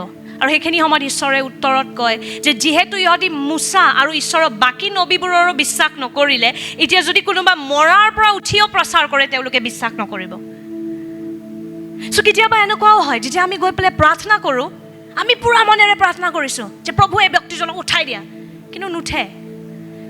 আৰু এইটো নহয় যে এইটো ঈশ্বৰৰ ইচ্ছা আছিল, কাৰণ ঈশ্বৰে জানে যে এইটো ব্যক্তি যদি উঠেও একো সলনি নহয়, আকৌ নিজৰ সেই পুৰণা জীৱনটোলৈ ঘূৰি যাব। সেই পৰিয়ালটোৱে কোনো পধ্যে যীচুক মহিমা নিদিয়ে। সেইকাৰণে এনেকুৱা বহুত কাৰণ থাকে যোনটো বিশেষ হয়, কিন্তু ইয়াতে মই আপোনাক কিছুমান জেনেৰেল কাৰণ দিম কিয় কিছুমান প্ৰাৰ্থনাৰ আমি উত্তৰ নেদেখোঁ। কিন্তু খালি এইখিনিতে সীমিত নহয়, বহুত বেলেগ কাৰণ থাকে, পৰিস্থিতি লৈ মানুহ লৈ কেতিয়াবা পৰিৱেশ লৈ। সেই পৰিৱেশটোত যদি কোনো পধ্যে বিশ্বাসে নাই তেতিয়াও কেতিয়াবা কঠিন হৈ যায়। যেনেকৈ নাজাৰেতত যীশুৱে একো চমৎকাৰ কৰিব নোৱাৰিলে কাৰণ তাতে বিশ্বাস নাছিলে। আমেন। চ' বেলেগ পৰিস্থিতি লৈ বহুত কাৰণ থাকে, কিন্তু ইয়াতে মই কিছুমান জেনেৰেল কাৰণ আপোনাক দিম কিয় আমি প্ৰাৰ্থনাৰ উত্তৰ নেদেখোঁ। প্ৰথম কাৰণটোতো হ'ল সন্দেহ। আমি যেতিয়া সন্দেহ লৈ পেলাই প্ৰাৰ্থনা কৰোঁ, সন্দেহ মানে কি, হ'বনে নাই, এইটোতো মৰিবও পাৰে দেই। ক'ৰবাত যদি আমি সেইটো ভাবিলোঁ যে মৰিবও পাৰে, কেতিয়াবা মই এনেকুৱাও দেখিছোঁ আমি প্ৰাৰ্থনা কৰি আছোঁ যে সেই ব্যক্তিজনৰ কিবা সাংঘাতিক হওক, কিন্তু একফালে আপুনি ঘোষণাও কৰি আছে একো হোৱা নাই, একো লাভ হোৱা নাই। তাতে কি চলি আছে? সন্দেহ।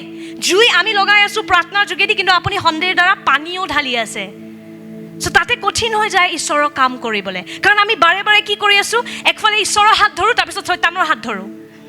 যেতিয়া বিশ্বাস কৰোঁ ঈশ্বৰৰ হাত ধৰোঁ, কিন্তু লগে লগে কওঁ কিন্তু একো হোৱা নাই, বেয়া হৈ গৈ আছে, আকৌ শয়তানৰো হাত ধৰি দিয়ে। আৰু শয়তানে তাৰপিছত সেই হাতটো নেৰে। এবাৰ ধৰি ল'লে ন সন্দেহ, পালোঁ মই তাইক, এটা বকৰা পাই গ'লোঁ, এটা বুৰ্বক বনোৱা ব্যক্তি পাই গ'লোঁ, আৰু শয়তানৰ কাৰণে কাম হৈ যায়। চ' প্ৰথম কাৰণ কিয় আমি প্ৰাৰ্থনাত বাধা দেখোঁ সেইটো হ'ল সন্দেহ। মঠি 17 অধ্যায়ত আমি দেখা পাওঁ 14 পৰা 21 পদ য'ত যীশুখ্ৰীষ্টৰ শিষ্যসকলে এজন ব্যক্তিৰ ল'ৰাজনক সুস্থ কৰিব পৰা নাছিল। যীশু আৰু তেওঁৰ শিষ্যসকল যেতিয়া লোকসকলৰ ওচৰলৈ ঘূৰি আহিল তেতিয়া এজন মানুহ যীশুৰ ওচৰলৈ আহি তেওঁৰ আগত আঁঠু কাঢ়ি ক'লে, হে প্ৰভু, আপুনি মোৰ পুত্ৰলৈ দয়া কৰক। হে মৃগী ৰোগত আক্ৰান্ত হৈ বৰ কষ্ট পাই আছে। সি বাৰে বাৰে হয় জুই অথবা পানীত পৰি যায়। মই আপোনাৰ শিষ্যসকলৰ ওচৰলৈ আনিছিলোঁ, কিন্তু তেওঁলোকে তেওঁক সুস্থ কৰিব নোৱাৰিলে। তেতিয়া যীশুৱে উত্তৰ দি ক'লে, তোমালোক অবিশ্বাসী আৰু অপথে যোৱা বংশ, আৰু কিমান কাল মই তোমালোকৰ লগে লগে থাকিম? কিমান দিননো মই তোমালোকক সহিম?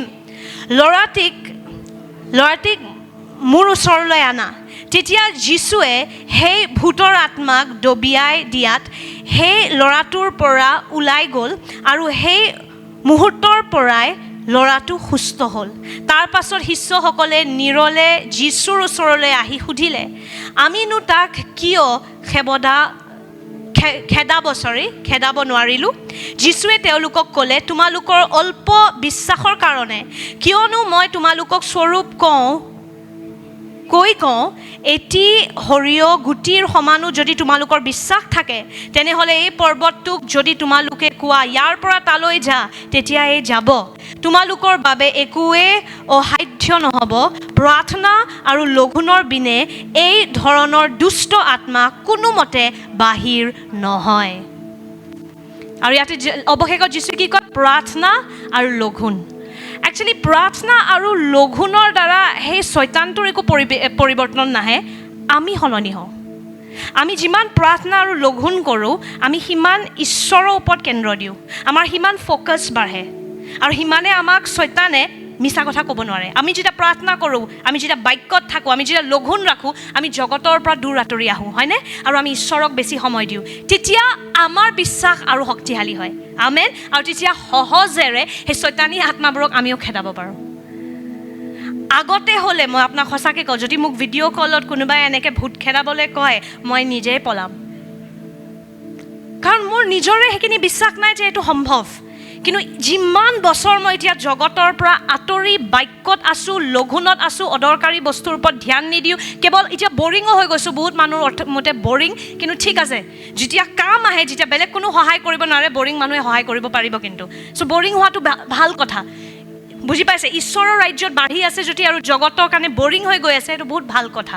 আমেন। ইয়াতে কি লিখা আছে? প্ৰাৰ্থনা আৰু লঘোণৰ দ্বাৰা কিছুমান ভূত আমি খেদাব পাৰোঁ। কিয়? কাৰণ তেতিয়া আমি যেতিয়া প্ৰাৰ্থনা আৰু লঘোণ কৰোঁ, আমি সলনি হওঁ, সেই ভূতটো সলনি নহয়। নাভাবিব যে ভূতটো ভাল হৈ যায়। যোনটো ভূত বেয়াটো বেয়াই, কিন্তু আমি সলনি হওঁ যেতিয়া আমি প্ৰাৰ্থনা আৰু লঘোণত থাকোঁ। আমেন। আৰু যীশুৱে নিজৰ শিষ্যবোৰক কি কয়? বিশ্বাস কম কাৰণে। সৰিয়হ গুটি সমানো তহঁতি বিশ্বাস নাছিলে, থাকিলে পৰ্বতকো তহঁতি আঁতৰাব পাৰিলেহেঁতেন। কিন্তু তহঁতি বিশ্বাসটোতে সন্দেহ মিক্স কৰা আছে, মানে এনেকুৱা দ্ৰাক্ষ ৰস য'ত বহুত পানী মিলোৱা আছে, সেইকাৰণে একো কামৰ নাই সেনেকুৱা বিশ্বাস। বুজি পাই আছে? তে ইয়াতে প্ৰথম বস্তু, সন্দেহটো কেনেকৈ আঁতৰাব লাগে। সন্দেহটো তেতিয়া আপোনালোকৰো আহেনে কেতিয়াবা সন্দেহ? যদি ডক্টৰে পূৰা ৰিপৰ্ট দি দিলে যে এনেকৈ হ'বলৈ গৈ আছে, এনেকৈ তেখেত মৰিব 10 দিন। মোৰ দেউতাৰ কেছত মোক ডক্টৰে বহুত ভালকৈ বুজাই দিছিলে যে তেওঁৰ অকণমান চাই থাকিব, চব ফালৰ পৰা তেজ ওলাব আৰু বেছি দিন নাই। কি হোৱাট ৱাজ ইট? কিবা টেপ কৰিব লাগে যে ভিতৰত, বেণ্ডিং ন? চ' মোক ডক্টৰে পূৰা ৰেডি কৰি দিছিলে যে মোৰ দেউতাৰ চব ফালৰ পৰা তেজ ওলাব, চব আপুনি নিজকে সাজু কৰক। মই সেইটোৰ ফালে সাজু কৰাতকৈ মই বেছি নিজকে প্ৰাৰ্থনা আৰু লঘোণত সাজু কৰি আছিলোঁ, আৰু নিজৰ বিশ্বাসটো মই আৰু শক্তিশালী কৰি আছিলোঁ। কাৰণ যদি সন্দেহ নাথাকে, ঈশ্বৰে সহজেৰে কাম কৰিব পাৰে। আমেন। চ' সন্দেহটো কেনেকৈ আঁতৰাব লাগে? বিশ্বাসটোক শক্তিশালী কৰি। সন্দেহৰ অপজিটটো হ'ল বিশ্বাস, বিশ্বাসৰ অপজিটটো হ'ল সন্দেহ। কাৰেক্ট? চ' আমি কেনেকৈ বিশ্বাস বঢ়াব লাগে? আমি যদি ৰোমিয়া 10 অধ্যায় যাওঁ, 17 পদ তাতে লিখা আছে, এতেকে শ্ৰৱণৰ দ্বাৰাই বিশ্বাস আৰু খ্ৰীষ্টৰ বাক্যৰ দ্বাৰাহে শ্ৰৱণ হয়। আমাৰ অসমীয়াত বেছি ভালকৈ লিখা আছে, খ্ৰীষ্টৰ বাক্যৰ দ্বাৰাহে শ্ৰৱণ হয়। বিশ্বাস কেনেকৈ আহে জানে? যেতিয়া আপুনি নিজে ঈশ্বৰৰ মাত শুনা পায়, যেতিয়া ঈশ্বৰে নিজে আপোনাক ডাইৰেক্ট এটা কথা কৈ দিয়ে নহয়, আপোনাক কোনো হিলাব নোৱাৰে। মই যেনেকৈ মই আপোনালোকক এদিন শ্বেয়াৰ কৰিছিলোঁ, মোৰ দেউতাৰ ক্ষেত্ৰত মোক ঈশ্বৰে কৈছিলে এই ঘৰটোত হাঁহি মই ঘূৰাই আনিম। সেইটো মোক কোনো মানুহে কোৱা নাছিলে, এইটো ডাইৰেক্ট ঈশ্বৰে মোৰ হৃদয়ত কথা পাতিছিলে। আৰু যেতিয়া ঈশ্বৰৰ মাতটো আমি ব্যক্তিগত ৰূপে শুনা পাওঁ, পাষ্টৰৰ পৰা যদি ধাৰ লয় বা বেলেগ বিশ্বাসীৰ পৰা ধাৰ ল'ব চেষ্টা কৰে, আপুনি হিলি যাব, কাৰণ সেইটো আপোনাৰ নিজৰ বাক্য, নিজৰ প্ৰতিশ্ৰুতি নহয়। কিন্তু যেতিয়া আমি ব্যক্তিগত ৰূপে এটা পাৰ্চনেল প্ৰতিশ্ৰুতি পাওঁ নহয়, সেইটোৰ ওপৰত থিয় হ'বলৈ ক্ষমতা আহে। পাৰ্চনেলি যেতিয়া আপুনি কিবা এটা শুনে, কিন্তু সেই শুনাৰ ক্ষমতাটো ক'ৰ পৰা আহে? খ্ৰীষ্টৰ বাক্যৰ পৰা। যিমান আমি খ্ৰীষ্টৰ এই বাক্যটোৰ ওপৰত মনন কৰিম, সিমানে আমাক প্ৰভুৰ পৰা শুনাৰ ক্ষমতাটো বাঢ়ি বাঢ়ি গৈ থাকে। বুজি পাইছে? যোনবোৰ ব্যক্তি প্ৰভুৰ লিখিত বাক্যটো নাই, প্ৰভুৰ মাতটো তেওঁলোকে বুজিবও নোৱাৰে। বিশ্বাস কেৱল বাক্য পঢ়ি নাহে, বাক্যৰ পৰা যেতিয়া আপুনি কিবা এটা ব্যক্তিগত ৰূপে গ্ৰহণ কৰে, যেতিয়া আপুনি কিবা এটা পাৰ্চনেল পায়, তাৰ পৰা বিশ্বাসৰ বৃদ্ধি হয়। কিন্তু সেই পাৰ্চনেল প্ৰতিশ্ৰুতিটো পাবলৈও আপুনি প্ৰথম লিখিত বাক্যত থাকিব লাগিব। বুজি পাইছে? শক্তিটো, বিশ্বাসটো ক'ৰ পৰা আহে? ৰেমা, প্ৰকাশিত বাক্য। কিন্তু প্ৰকাশিত বাক্য গ্ৰহণ কৰা ক্ষমতা ক'ৰ পৰা আহে? লগোছ। যিমান লিখিত বাক্য ধ্যান কৰি থাকে, আপুনি সহজেৰে ঈশ্বৰৰ মাতটো শুনা পাব। আমেন। আৰু যদি ঈশ্বৰৰ লিখিত বাক্যত নাথাকে, প্ৰভুৱে আপোনাৰ লগত কথা পাতি আছে, বিভিন্ন ধৰণত আহি পেলাই আপোনাৰ লগত কথা পাতিছে, আপুনি ধৰিবই নোৱাৰিলে। কিয়? কাৰণ আপুনি কাণেৰে শুনা পোৱা নাই, আত্মিক কাণেৰে আপুনি শুনিবলৈ ক্ষমতাটো আপুনি বঢ়োৱা নাই। আমেন। চ' যদি বিশ্বাস বঢ়াবলৈ আছে, প্ৰথম খ্ৰীষ্টৰ বাক্যত বাঢ়ক। খ্ৰীষ্টৰ বাক্যত বাঢ়িলে ঈশ্বৰৰ মাত শুনিব পাৰে, ঈশ্বৰৰ মাত শুনিলে, নিজৰ প্ৰতিশ্ৰুতি পালে আপোনাৰ বিশ্বাসৰ বৃদ্ধি হয়। আমেন। আৰু যিমান খ্ৰীষ্টৰ বিষয় প্ৰকাশিত হৈ গৈ থাকিব, সিমান বিশ্বাসত বাঢ়িব। যিমান আপুনি নিজকে কম চাই আৰু খ্ৰীষ্টক বেছি চাই, সিমান শক্তিশালী আপোনাৰ বিশ্বাস হ'ব। যদি নিজৰ ফালে চাই থাকে নহয়, আপুনি ডিপ্ৰেশ্যনত গুচি যাব। মোৰ আজি প্ৰাৰ্থনা কৰিব মনে যোৱা নাই, মোৰ আজি বাক্য পঢ়িবলৈ মন যোৱা নাই, মই একো নহ'ব, মই সেই একেই লাগি ধৰিম। যদি সেইটোৰ ওপৰত মনন কৰে, মই আপুনি ডিপ্ৰেশ্যনত গুচি যাব। বুজি পাই আছেনে? সেইটোৱে শয়তানে বিচাৰে যে আপুনি নিজৰ ওপৰত ধ্যান দিয়ক আৰু দুৰ্বলতাত থাকি যাওক। কিন্তু তাৰ বিপৰীতটো যদি কৰে যে মইতো দুৰ্বল হয়েই, সেইকাৰণে মোক এটা বঢ়িয়া ত্ৰাণকৰ্তা দিছে, এইটো মোৰ বিষয় নহয়ে, যীশুৰ বিষয় হয়। যীশুৱে ইমান বঢ়িয়া কাম কৰিলে, সেইকাৰণে মই এতিয়া যেতিয়া যীশুৰ নামৰ ব্যৱহাৰ কৰি প্ৰাৰ্থনা কৰোঁ, নিশ্চয় মই ফল দেখিম। আমেন। যিমান যীশুৰ ওপৰত ধ্যান কৰিব নহয়, সিমান আপোনাৰ বিশ্বাসৰ বৃদ্ধি হ'ব। মই যোনটো আপোনাক ক'লোঁ, যোৱা দেওবাৰে আমি যোনজনী ছোৱালীৰ কাৰণে প্ৰাৰ্থনা কৰিলোঁ, মই যদি নিজৰ ফালে চাওঁ, মইতো 3 ঘণ্টা টাংজত প্ৰে কৰা নাই, এতিয়াতো শক্তিটো নোলাব নহয় সেনেকৈ, মোৰ একো জুই ফিল, মোৰ সঁচাকৈ ক'ব গ'লে সেইখিনি সময়ত একো জুই ফিল কৰা নাছিল। মই নেমু টেঙা চেপি মই নিমখ লগাই খাই আছিলোঁ। মই হঠাৎ সেইখিনি সময়তে ভিডিঅ' কল আহিছে, ভূত খেদাব লাগে। মই কোনোফালৰ পৰা প্ৰিপেয়াৰ্ড নাছিলোঁ। মই সেইটোৱে কৈছোঁ, মই নৰ্মেলি নেমু নিমখ লগাই মই ডাইনিং ৰুমত আমাৰ ভাত খাই আছিলোঁ। সেইখিনি সময়ত যদি মই নিজকে চাওঁ যে ছি সোনিয়া, তই নেমু নিমখৰ মাজত ভূত খেদাবি, কোনোফালে ভূত নাযায়। কিন্তু অন্য ভাষাত যা, 1 ঘণ্টা প্ৰাৰ্থনা কৰ, তেতিয়াহে অভিষেক ওলাব। মই সেইটো নকৰি মই কিহৰ ওপৰত ধ্যান দিলোঁ জানে? যীশু। হ'ব পাৰে যীশু মই নেমু নিমখ খাই আছিলোঁ, কিন্তু তোমাৰ বলিদানটো ইমানেই পাৰফেক্ট যে যেতিয়াই মই তোমাৰ নামত প্ৰাৰ্থনা কৰোঁ, মই উত্তৰ দেখিমে। তোমাৰ বলিদানটো ইমান শক্তিশালী, যেতিয়াও মই তোমাৰ নাম ব্যৱহাৰ কৰিম, স্বৰ্গ পিতৃয়ে উত্তৰ দিব। যেতিয়া মই ধ্যানটো নিজৰ ওপৰত নাৰাখি যীশুৰ ওপৰত ৰাখিলোঁ, মোৰ বিশ্বাসৰ বৃদ্ধি হ'ল। মই প্ৰাৰ্থনা কৰিলোঁ, এল্ডাৰ ৰশ্মিও প্ৰাৰ্থনা কৰিলে, নিজৰ ফালে চোৱা নাই, এল্ডাৰ ৰশ্মি অন্য ভাষা, এল্ডাৰ ৰশ্মি কোনটো ভাৰ্ছ, যীশুৰ বলিদান, সেইটোৰ ওপৰত কেন্দ্ৰ ৰাখি প্ৰাৰ্থনা কৰিছোঁ। বিশ্বাসত বঢ়িয়াকৈ প্ৰাৰ্থনা কৰিলোঁ। তাৰপিছত মই ঘৰ ঘূৰি গ'লোঁ। তাৰপিছত খবৰ আহিছে নেক্সট ডে তাই মুক্ত, তাই বঢ়িয়াকৈ এতিয়া জীৱন যাপন কৰি আছে। চ' যদি বিশ্বাসত বাঢ়িব খুজিছে, নিজৰ পৰা কেন্দ্ৰ আঁতৰাওক আৰু খ্ৰীষ্টৰ বলিদানৰ ওপৰত কেন্দ্ৰ দিয়ক। আমেন।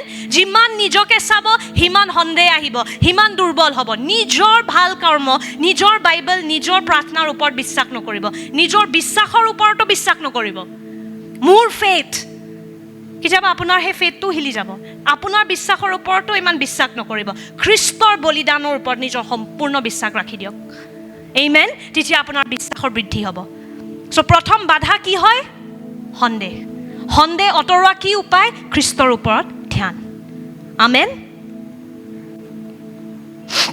মাৰ্ক 11:24 যীশুৱে কৈছে, এই হেতুকে মই তোমালোকক কওঁ, তোমালোকে প্ৰাৰ্থনা কৰি যি খোজা সেই সকলোকে পালোঁ বুলি বিশ্বাস কৰা তেতিয়াহে পাবা প্ৰাৰ্থনা কৰাৰ পিছত নহয় ফূৰ্তি কৰা আৰম্ভ কৰক হৈ গ'ল ফিনিশ্ড আমি যেতিয়া দেউতাৰ কাৰণে প্ৰাৰ্থনা কৰিছিলোঁ তাৰ নেক্সট আমি কি কৰিছোঁ দেউতাৰ অফিচৰ জোতা ওলাই জোতা পলিচ দেউতাৰ অফিচৰ শ্বাৰ্ট ইস্ত্ৰি কৰা আৰম্ভ কৰিছোঁ এইটো নহয় যে মই প্ৰাৰ্থনা কৰি আছোঁ দেউতা উঠি আহিব কিন্তু তাৰ লগে লগে কফিনটো ৰেডি কৰিছা ন আচ্ছা কফিনটোৰ কালাৰ কি হ'ব কবৰটোৰ কালাৰ কি হ'ব একফালে সুস্থতাৰ কাৰণে প্ৰাৰ্থনা একফালে কবৰ কাৰণে আপুনি ৰেডি কৰি আছে আপুনি দুইফালে জুই আৰু পানী দুটাই মিক্স কৰি আছে কোনোফালে একো কাম নিদিয়ে যদি প্ৰাৰ্থনা কৰিছে বিশ্বাস কৰক হৈ গ'ল আৰু তাৰপিছত সেনেকেই কাম কৰা আৰম্ভ কৰক আমি যেতিয়া বিশ্বাস কৰিলোঁ দেউতা অফিচ যাব আমি সেনেকৈ ৰেডি কৰিছোঁ অফিচৰ জোতা অফিচৰ কাপোৰ ৰেডি কৰিছোঁ কাৰণ যাবই আমেন যেতিয়া আপুনি বিশ্বাস কৰে তেতিয়া সেইটো আপোনাৰ কাৰণে হ'বই বুলি যীশুৱে কৈছে আমেন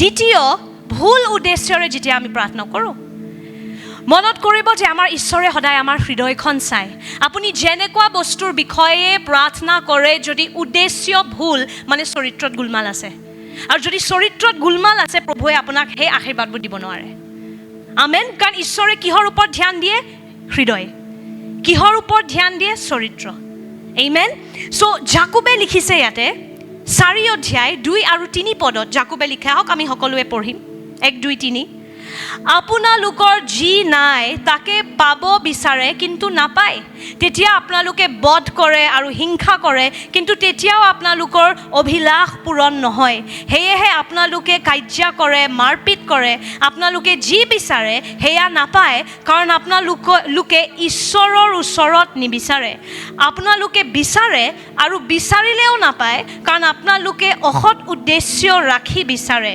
কি লিখা আছে অসৎ উদ্দেশ্য ৰাখি বিচাৰে মানে ভুল উদ্দেশ্য লৈ পেলাই বিচাৰে আপোনালোকে কেৱল নিজৰ ভোগ বিলাস পূৰণ কৰিবৰ কাৰণে বস্তুবোৰ বিচাৰে যদি প্ৰভুক কয় প্ৰভু 1 crore দি দিয়া 1 crore কিন্তু প্ৰভুৱে জানে সেই 1 crore লৈ উদ্দেশ্য কি তাইক দেখাম নহয় মোক বৰ গৰীব বুলি হাঁহিছিলে এতিয়া চাওঁ কোন গৰীব যদি হেনেকুৱা হৃদয় লৈ পেলাই আমি আশীৰ্বাদ বিচাৰোঁ প্ৰভুৱে নিদিয়ে 1 crore 1 কোটি টকা চম্ভালিবলৈ আপোনাৰ চৰিত্ৰ অহা নাই 1 কোটি টকা পাব নেক্সট ডে আপুনি যীশুকো ত্যাগ দিলে হৈ গ'ল মণ্ডলীৰ পৰা আউট এনেকুৱা কিমান মানুহ হৈছে পাষ্টাৰ চাকৰি আৰু এতিয়া নাহা হ'ল কিয় চাকৰিৰ কাৰণে এনেকুৱা মানুহ দেখিছোঁ সুস্থ হোৱাৰ কাৰণে সেই সুস্থতাটোৰ কাৰণেও এতিয়া বেলেগ বেমাৰ ওলাই গ'ল মই এইটোৰ পৰা সুস্থ হৈ গ'লোঁ যে এতিয়া মোৰ বেলেগ এটা বেমাৰ আহি গ'ল সেইকাৰণে মই গীৰ্জা আহিব নোৱাৰোঁ যেতিয়া আমি ভুল উদ্দেশ্য লৈ পেলাই প্ৰাৰ্থনা কৰোঁ আমি আমাৰ প্ৰাৰ্থনাৰ ফলবোৰ দেখা নাপাম বহুতবাৰ যেতিয়া আমি ৰোগীসকলৰ কাৰণে আগতে প্ৰাৰ্থনা কৰোঁ মই কেতিয়াও সুস্থতা দেখা নাপাওঁ জানে কেতিয়াও দেখা নাপাওঁ সবফালে আৰু মই প্ৰাৰ্থনা কৰাৰ পিছত হৈ গ'ল তাৰপিছত বেলেগ কোনোবা যায় আৰু প্ৰাৰ্থনা কৰে সিহঁতি সুস্থ হৈ যায় মই ভাবোঁ প্ৰভু মই প্ৰাৰ্থনা কৰোঁতে কিয় নহ'ল আৰু প্ৰভুৱে কয় তই দেখুৱাবলৈ বিচাৰিছিলি যে তই বিচাৰিছিলি যে তোৰ প্ৰশংসা হওক যে সোনিয়াই চুই দিলে চা সুস্থ হৈ যায় চ' প্ৰভুৱে আমাৰ হৃদয়খন চায় যদি আমাৰ উদ্দেশ্যবোৰ ভুল প্ৰভু সুস্থ কৰা না যাতে মই ডিকন বনি যাওঁ প্ৰভু মোৰ দ্বাৰা চমৎকাৰ কৰা না যাতে মই পাদ্ৰী বনি যাওঁ যাতে মোক সমাজত সন্মান দিয়ে যদি সেইবোৰ উদ্দেশ্য লৈ পেলাই আমি প্ৰাৰ্থনা কৰোঁ আমি প্ৰাৰ্থনাৰ ফলবোৰ দেখা নাপাওঁ জাকোবে কৈছে ভুল উদ্দেশ্য লৈ পেলাই প্ৰাৰ্থনা কৰিলে আমাৰ প্ৰাৰ্থনাবোৰৰ ফল আমি উত্তৰবোৰ নাপাওঁ আমেন 3 নম্বৰ যেতিয়া আমি ঈশ্বৰৰ ইচ্ছাৰ বাহিৰত প্ৰাৰ্থনা কৰোঁ যীশুৱে কেতিয়াও কোৱা নাই মোৰ তালে আহা যি বিচাৰা তোমাক দিয়া যাব কিছুমান পাদ্ৰীয়ে এনেকুৱা ভাৰ্ছ বনায় এইবোৰ ভাৰ্ছ বাক্যত নাই মোৰ তালে আহা আৰু যি বিচাৰা সেইটো তোমাক দিয়া যাব সেইটো বাক্যত ক'তো লিখা নাই সেইকাৰণে আপুনি যাতা খোজে প্ৰভু প্লিজ সেই এক্স বয়ফ্ৰেণ্ডটোক মোলৈ লৈ আনা সেই এক্স বয়ফ্ৰেণ্ডটো আপোনাৰ কাৰণে ঈশ্বৰৰ বিপৰীত হয় একদম কোনোফালে ঈশ্বৰৰ বাক্যৰ মতে সেই এক্সটো নহয় আপোনাৰ কাৰণে কিন্তু আপুনি কৈ আছে এক্সটোক লৈ আনা তাৰপিছত যেতিয়া XYZ নাহে আপুনি জিজাছক ত্যাগ কৰি গুচি যায় আৰু কয় কিয় কাম নিদিলে কাৰণ যীশুৱে কেতিয়াও কোৱা নাই মোৰ তালৈ আহা যি বিচাৰা তোমাক দিম সেইটো বাক্য নহয়ে যীশুৱে পুৰা বাক্যটো কি কৈছে আহক আমি চাম যোহন 15 অধ্যায় 7 পদ তোমালোক যদি মুঠ থাকা আৰু মোৰ শিক্ষাও যদি তোমালোকত থাকে তেনেহ'লে যি ইচ্ছা কৰা তাকে খোজা সেয়াই তোমালোকলৈ কৰা হ'ব চ' কি প্ৰথমটো কি তোমালোকে মোৰ বাক্যত থাকিব লাগিব মোৰ ইচ্ছাত থাকিব লাগিব আমেন কি লিখা আছে মুঠ যদি থাকা যীশুত যদি থাকোঁ আৰু যদি তেওঁৰ শিক্ষাবোৰো আমাৰ ভিতৰত থাকে তেতিয়া যীশুৰ শিক্ষাৰ মতে যদি আমি প্ৰাৰ্থনা কৰোঁ তেতিয়া আমি ফল দেখিম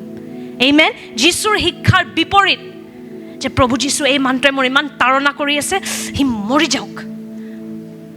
আৰু মোক সেইদিনাখন ঈশ্বৰে কৈ আছিল, এইটোৱে পাৰ্থক্য হয়, শয়তানী মানুহবোৰেও কিবা ধৰণৰ প্ৰাৰ্থনা কৰে। যোনবোৰ মানুহ যাদুটনা কৰে, যোনবোৰ মানুহে উইচ ক্ৰাফ্ট কৰে, উইচ বুলি কয়, what's a witch called in Assamese, I don't know', ডাইনী, ডাইনী ন? চ' ডাইনীবোৰেও কিবা কিবি কৰে, বিশ্বাসীও আমি প্ৰাৰ্থনা কৰোঁ। কিন্তু পাৰ্থক্য কি হয়, শয়তানী মানুহবোৰে মানুহ বধ হ'বলৈও প্ৰাৰ্থনা কৰে। দেখিছে ন চিনেমাবোৰত কিবা কিবি লগাই মেলি, সেই মানুহটোৰ যাতে কষ্ট হওক, সেই মানুহটোৰ যাতে মৰে, সেনেকুৱা প্ৰাৰ্থনা বিশ্বাসীয়ে কেতিয়াও কৰিব নোৱাৰে। কিয়? কাৰণ সেইটো ঈশ্বৰৰ ইচ্ছাৰ বিপৰীত হয়। যিমানে আপোনাক কোনোবাই কষ্ট নিদিয়ক কিয়, আপুনি কেতিয়াও প্ৰাৰ্থনা কৰিব নোৱাৰে যে সেই মানুহজন মৰি যাওক। সেইটো কেতিয়াও আমাৰ প্ৰাৰ্থনা হ'ব নোৱাৰে। আমাৰ কাৰণে তাৰণা আৰু বাঢ়িবলৈ গৈ আছে, আমাক ঈশ্বৰে ৰেডি কৰি আছে, তাৰণা বাঢ়িব চবফালৰ পৰা। আৰু কেতিয়াবা মন যাব প্ৰাৰ্থনা কৰোঁ নেকি, মৰি যাওক। কিন্তু সেইটো মনত কৰিব, ঈশ্বৰৰ ইচ্ছাৰ বিপৰীত। কাৰণ ঈশ্বৰৰ ইচ্ছা কি হয়? সকলোৱে পৰিত্ৰাণ পাওক, সকলোৱে ঈশ্বৰক জানক। আমেন। ঈশ্বৰৰ ইচ্ছাৰ বাহিৰত প্ৰাৰ্থনা কৰিলে আমি কেতিয়াও ফল দেখা নাপাওঁ। আমেন। কিন্তু য'ত আপুনি ঈশ্বৰৰ ইচ্ছাৰ মতে প্ৰাৰ্থনা কৰে, তাতে আপুনি চিন চমৎকাৰ নিশ্চয় দেখিব। আমেন। আৰু 4 নম্বৰটো কি হ'ল? যেতিয়া আমি হৃদয়ত ক্ষমাহীনতা লৈ পেলাই বা তিক্ততা লৈ পেলাই যেতিয়া প্ৰাৰ্থনা কৰোঁ, তেতিয়াও আমি প্ৰাৰ্থনাৰ উত্তৰ নেদেখোঁ। কাৰণ যেতিয়া আপোনাৰ হৃদয়ত কাৰোবাৰ প্ৰতি তিক্ততা থাকে, সেইটো কি হয়? অহংকাৰ। আপোনাৰ অহংকাৰ আছে, আপুনি ভাবে মোৰ পাপবোৰ ক্ষমা কৰিব পাৰা কাৰণ মোৰ পাপ সৰু, কিন্তু এইজন ব্যক্তিৰ পাপ ক্ষমা নকৰিবা কাৰণ তেওঁৰ পাপবোৰ বহুত ডাঙৰ। আপুনি নিজকে তাতে, আপুনি বুজি পাইছেনে, কণ্ট্ৰডিক্ট কৰি আছে। আপুনি নিজৰে বিপৰীত গৈ আছে। একফালে আপোনাৰ পাপ ক্ষমা কৰক, কিন্তু বেলেগজনৰ পাপ ক্ষমা নকৰক কাৰণ তেওঁৰ পাপ বেলেগ। যদি আমাৰ হৃদয়ত তিক্ততা থাকে, আমাৰ চৰিত্ৰ কেতিয়াও সাজু নহয় ঈশ্বৰৰ আশীৰ্বাদবোৰ গ্ৰহণ কৰিবলৈ। যদি আমি প্ৰাৰ্থনা কৰোঁ, প্ৰভু আমাক গোটেই অসম ৰাজ্য দিয়া, প্ৰভু চব মানুহ যেন যিছু তোমালৈ আহক আৰু মই লিডাৰ বনিম, কিন্তু আপুনি লিডাৰৰ ৰূপত নিজৰ সেই এজন ভাই ভনীকে ক্ষমা কৰিব পৰা নাই, ক'ত আপুনি সেই কোটি কোটি মানুহক চম্ভালিব পাৰিব? আমাৰ চৰিত্ৰই সাজু হোৱা নাই ইমান মানুহ চম্ভালিবলৈ। আমেন। য'ত তিক্ততা থাকে তাতে আমি প্ৰাৰ্থনাৰ উত্তৰ দেখা নাপাওঁ। কিয়? কাৰণ আপোনাৰ হৃদয়খনৰ ভিতৰত বহুত লেতেৰা বস্তু সোমাই আছে, আৰু এনেকুৱা হৃদয় ঈশ্বৰে কেতিয়াও বিশ্বাস নকৰে। আপোনাক ঈশ্বৰে কিমান বিশ্বাস কৰে সেইটো আপুনি চাব পাৰে। এইটো তুলনা কৰক যে আপোনাক ঈশ্বৰে কিমান দিছে, কিমান অধিকাৰ দিছে আপোনাক। মই কেৱল ধন সম্পত্তিৰ কথা কোৱা নাই, কিন্তু কিমান মানুহক লগত আপোনাক বিশ্বাস কৰিছে, তাতে আপুনি গম পাব ঈশ্বৰে আপোনাক কিমান বিশ্বাস কৰে। আৰু ঈশ্বৰে কি চাই পেলাই বিশ্বাস কৰে? হৃদয়। ডিগ্ৰী চাই পেলাই নকৰে, কিমান ধুনীয়া কথা ক'ব পাৰে সেইবোৰ নহয়, কিন্তু হৃদয়খনৰ ভিতৰত কি আছে সেইটো কিন্তু ঈশ্বৰে চায়। আৰু যোনটো হৃদয়ত তিক্ততা আছে, সেনেকুৱা হৃদয় ঈশ্বৰে বিশ্বাস নকৰে। সেইকাৰণে সেনেকুৱা প্ৰাৰ্থনাবোৰত বাধাও আহে। আমেন। কাৰণ আমি প্ৰাৰ্থনা কৰি আছোঁ কিবা বেলেগ, মোক লিডাৰ বনোৱা, ডিকান বনোৱা, এইবোৰ বনোৱা, কিন্তু আপোনাৰ হৃদয়ত আপুনি কাৰোবাক ক্ষমা কৰিব পৰা নাই। কোনোবা আহিলে আপুনি দিয়া ঠিক আছে, নাই মই চবকেই ভাল পাওঁ, মই বেয়া নাপাওঁ, কিন্তু যেতিয়া সেইজন ব্যক্তি আপোনাৰ ওচৰত আহে আপুনি তাৰ পৰা উঠি গুচি যায়, তেওঁৰ লগত চাহ নাখায়, তেওঁক মাত নিদিয়ে। এইবোৰ এটা বিশ্বাসীৰ ব্যৱহাৰ কেতিয়াও হ'ব নালাগে। আমেন। আমি যিমান সোনকালে ক্ষমা কৰিম, আমি সিমানে আত্মাত আমাৰ বৃদ্ধি হ'ব। আমেন। সিমানে আমাৰ হৃদয়খন ঈশ্বৰে বিশ্বাস কৰিব পাৰিব। আমেন। পিটাৰে যোন নিজেই স্বামী আছিলে, সি চাগে নিজৰ অৰ্ধাংগিনীৰ ওপৰত খং কৰি মোৰ লাগে সি প্ৰাৰ্থনা কৰিছিলে, আৰু প্ৰাৰ্থনাৰ একো ফল নেদেখিলে চাগে। যোনকেইদিন চাগে সি কাজিয়া কৰি পেলাই মিনিষ্ট্ৰি কৰে চাগে, সেইকেইদিন ফলৱন্ত হোৱা নাছিল। সেইকাৰণে আপষ্টল পিটাৰে এইটো লিখে, 1 পিটাৰ 3:7 পিটাৰে কয় আমাক, সেইদৰে সেই স্বামীসকল আৰু এজন বেলেগ স্বামী আপোনাক শিক্ষা দি আছে, সেইদৰে সেই স্বামীসকল আপোনালোকতকৈ স্ত্ৰীসকল মাটিৰ পাত্ৰৰ দৰে কোমল, জীৱনৰূপ অনুগ্ৰহৰ সহকাৰিণী বুলি জানি আপোনালোকৰ প্ৰাৰ্থনা যেন বাধা নজন্মে, এই কাৰণে তেখেতসকলৰ সৈতে জ্ঞানমতে সহবাস কৰি তেখেতসকলক সমাদৰ কৰক। আমেন। পিটাৰে কৈ আছে ইয়াতে, যাতে আপোনাৰ প্ৰাৰ্থনাত বাধা নাহে, নিজৰ অৰ্ধাংগিনীবোৰক সন্মান দিয়ক। মানে যদি হৃদয়ত কাৰোবাৰ বিষয়ে খং থাকে, ঘৃণা থাকে, প্ৰাৰ্থনাবোৰ বাধা আহে। সেইকাৰণে যদি আপুনি কিবা বস্তুৰ বিষয়ে প্ৰাৰ্থনা কৰি আছে আৰু ফল দেখা নাই, পবিত্ৰ আত্মাৰ লগত বহক আৰু পবিত্ৰ আত্মাক সৎভাৱে সোধক যে প্ৰভু এনেকুৱা কিবা আছে নেকি, এনেকুৱা কোনোবা আছে নেকি যাক মই ক্ষমা কৰা নাই, সেইকাৰণে মোৰ এইটো হৈ আছে নেকি, সেইকাৰণে মোৰ বাধা পৰি আছে নেকি। আৰু পবিত্ৰ আত্মাই আপোনাক দেখাব যে ক'ৰবাত এটা কুনাক সেই 2-3 বছৰ হোৱা ঘটনাটোৰ পৰা আপুনি যে উভতি আহিব পৰা নাই, সেইটোৰ কাৰণে আপুনি আগবাঢ়িব পৰা নাই। আৰু পবিত্ৰ আত্মাই আপোনাক দেখাব কাক কেতিয়া ক্ষমা কৰিব লাগে, কাৰণ প্ৰভুৰ কাৰণে চব বস্তু ইয়াৰ পৰা আৰম্ভ হয়। Amen? ইয়াৰ পৰা আৰম্ভ নহয়, ইয়াৰ পৰা আৰম্ভ হয়। Everything in God's kingdom starts with the heart. Amen? And so you have to keep checking the condition of your heart. নিজৰ হৃদয়ৰ কণ্ডিশ্যনটো, পৰিস্থিতিটো আপোনালোকে চাই থাকিব। যদি শক্তিশালী প্ৰাৰ্থনা দেখিবলৈ বিচাৰিছে, প্ৰেমত বাঢ়ক। এটাই ৰহস্য আছে, যদি আপুনি বিচাৰে আপুনি শক্তিত খোজকাঢ়িব, প্ৰথম প্ৰেমত খোজকাঢ়িবলৈ শিকক। যদি প্ৰেম নাই, প্ৰভুৱে নিজৰ শক্তিটো আপোনাক দিব নোৱাৰে, কাৰণ আপুনি শক্তিটোৰ ভুল ব্যৱহাৰ কৰিব। লুচিফাৰ আপুনি চাব পাৰে, শক্তি আৰু যদি প্ৰেম নাথাকে কি হয় সেইটো আপুনি শয়তানত দেখা পায়। শয়তানৰ শক্তি আছিল, লুচিফাৰ এটা বহুত শক্তিশালী স্বৰ্গদূত আছিল, কিন্তু তাৰ প্ৰেম নাছিলে। Power without love, you see what happened to Lucifer. He had power, no love. No love. But when power and love move together, you see what happens in the life of Jesus. যিশুৰ জীৱনত দেখা পায় যেতিয়া প্ৰেম আৰু শক্তি একেলগে খোজ কাঢ়ে। আৰু প্ৰেমটোৱে এটা বিশ্বাসীৰ সবচে ডাঙৰ শক্তি, আপুনি জানেনে নাই? মই আগতে আপোনাক কৈছোঁ, যেতিয়া কোনোবাই আপোনাক ঠুকে, আপোনাক অস্বীকাৰ কৰে, আপোনাক এঘৰীয়া কৰে, কিন্তু যেতিয়া সেই পৰিয়ালটোৰ সহায় লাগে, আপুনি খং নকৰাকৈ যেতিয়া, দেখিছা নহয় কি হ'ল তোমাৰ মোক অপমান কৰি, সেইবোৰ নকৈ যেতিয়া আমি মৰমত গৈ একো নাই, যি হৈছে মই আপোনাক সহায় কৰি আছোঁ, সেইটোৱে হয় এটা বিশ্বাসীৰ সবচে ডাঙৰ ছুপাৰ পাৱাৰ। বাকী চব জগতৰ মানুহে কি কৰিব, মোৰ দাঁত ভাঙিছ মই তোৰ দাঁত ভাঙিম, মোৰ চকু ফুটাইছ মই তোৰ চকু ফুটাম, সেইটো হ'ল গোটেই জগতৰ ব্যৱহাৰ। কিন্তু যীশু খ্ৰীষ্ট এটা বেলেগ সংস্কৃতি আমাক দেখাই গ'ল, এটা বেলেগ শক্তি, য'ত তই মোক যিয়ে কৰ তই মোৰ হৃদয়ত ঘৃণা আনিব নোৱাৰ। That is the believer's superpower. Love is the believer's biggest superpower. More than healing the sick, more than raising the dead, the biggest power we can operate in is love. সবচে ডাঙৰ শক্তি যোনটো বিশ্বাসীৰ তাত আছে, প্ৰেম। আৰু প্ৰেমত যিমান বাঢ়িম সিমান বেলেগ শক্তি, চিন চমৎকাৰ এনেই হ'ব। যীশুৱে যেতিয়াও কাৰোবাৰ কাৰণে প্ৰাৰ্থনা কৰিছিল, সদায় প্ৰেমত প্ৰাৰ্থনা কৰিছিল। লাজাৰাছক মৰাৰ পৰা উঠোৱা আগতে যীশুৱে নিজে প্ৰথম মাৰিয়ামৰ লগত কান্দে। কি কান্দাটো কি দৰকাৰ আছিল? জানে মই উঠাবই পাৰোঁ, ইমান একো ডাঙৰ কথা নহয়, লাজাৰাছ ওলাই আহ। কিন্তু যীশুৱে সেইটো কৰা নাই। সেইখিনি সময়ত যীশু সম্পূৰ্ণৰূপে এজন পুৰুষ, সময় লৈছে মাৰিয়ামৰ বিষটো বুজিবলৈ, মাৰ্থাৰ দুখটো বুজিবলৈ। তেওঁ কান্দিছে দুইজনী ভণ্টিৰ লগত, যে তেওঁলোকৰ ভাইটি মৰি গ'ল, দাদা মৰি গ'ল, লাজাৰাছ মৰি গ'ল, বিষটো বুজিছে। তাৰ পাছত যেতিয়া প্ৰাৰ্থনা কৰিছে, তাতে চিন চমৎকাৰ হৈছে, তাতে পুনৰুত্থান হৈছে। আমেন। যেতিয়া আমাৰ হৃদয়খন প্ৰেমেৰে ভৰি পেলাই আমি প্ৰাৰ্থনা কৰোঁ নহয়, তেতিয়া আপুনি ৰেডি হৈ যাওক, আপুনি চিন চমৎকাৰ দেখিবই।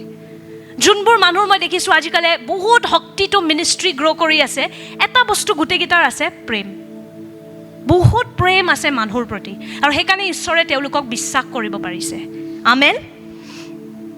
মাৰ্ক 1 অধ্যায়ত আপুনি চাব পাৰে 40 পৰা 41 পদ, য'ত যীশুৱে প্ৰথম তেওঁৰ ইয়াতে লিখা আছে 41 পদত, যেতিয়া ব্যক্তি এজন কুষ্ঠ ৰোগী হয় আৰু তেওঁ যীশুৰ পৰা সুস্থতা বিচাৰি আহিছিল। মাৰ্ক 1 অধ্যায় 41 পদত লিখা আছে, তেতিয়া তেওঁৰ মৰম লাগিল আৰু হাত মেলি তেওঁক চুই ক'লে, মই ইচ্ছা কৰি আছোঁ সুচি হোৱা। কি লিখা, কি ধুনীয়াকৈ আমাৰ অসমীয়াত লিখা আছে, তেওঁৰ মৰম লাগিল। যীশুৱে এইটো ভাবা নাই, ৰ'বা মই নিজৰ মিনিষ্ট্ৰি আগবঢ়াই আছোঁ, এই লোৱা সুস্থ হ'লা, সেইবোৰ নাই যীশুৰ। কিমান মানুহে মোৰ নাম চিনি পাব, মোৰ পোষ্টাৰ লগাবলৈ নাই, সেইবোৰ একো নাই যীশুৰ। যীশুৱে খালি সেই বেমাৰী মানুহজনক দেখি মৰম লাগিল, আৰু আমাৰ যীশুৱে তেওঁৰ কাৰণে প্ৰাৰ্থনা কৰিল, আৰু চিন চমৎকাৰ হ'ল। আমেন। যেতিয়া আমি মৰমত বাঢ়োঁ, তেতিয়া আমাৰ জীৱনটো শক্তিশালী হোৱা আৰম্ভ কৰে, চিন চমৎকাৰ আমাৰ অনুসৰণ কৰা আৰম্ভ কৰে। আমেন।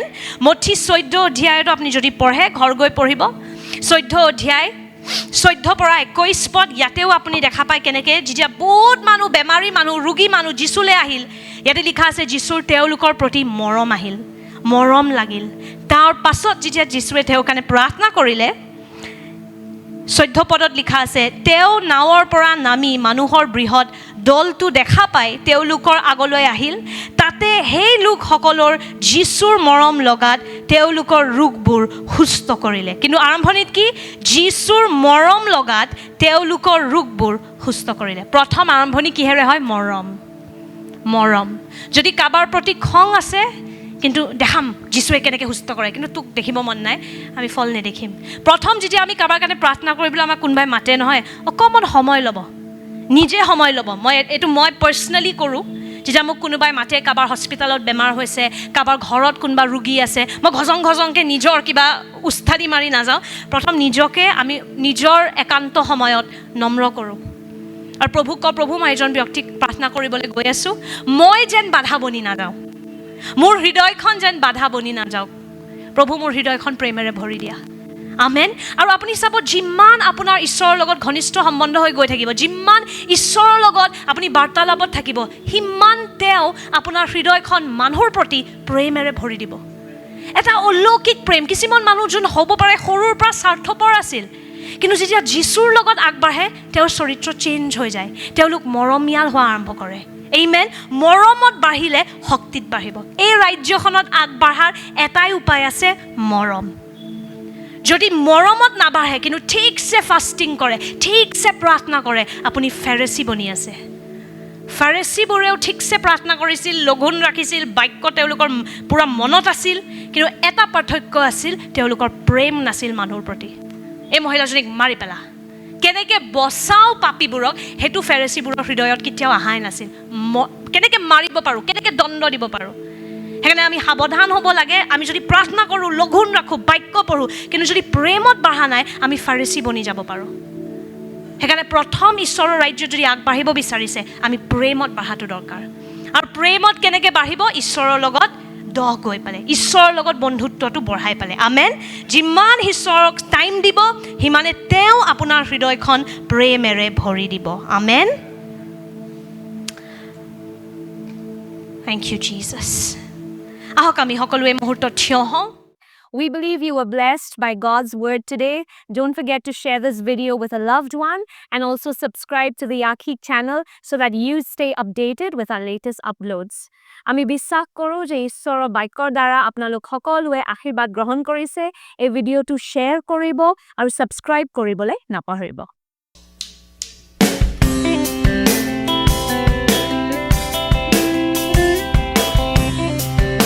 Hello everyone, I'm Deacon Kriti. আৰু মই তাপাশী।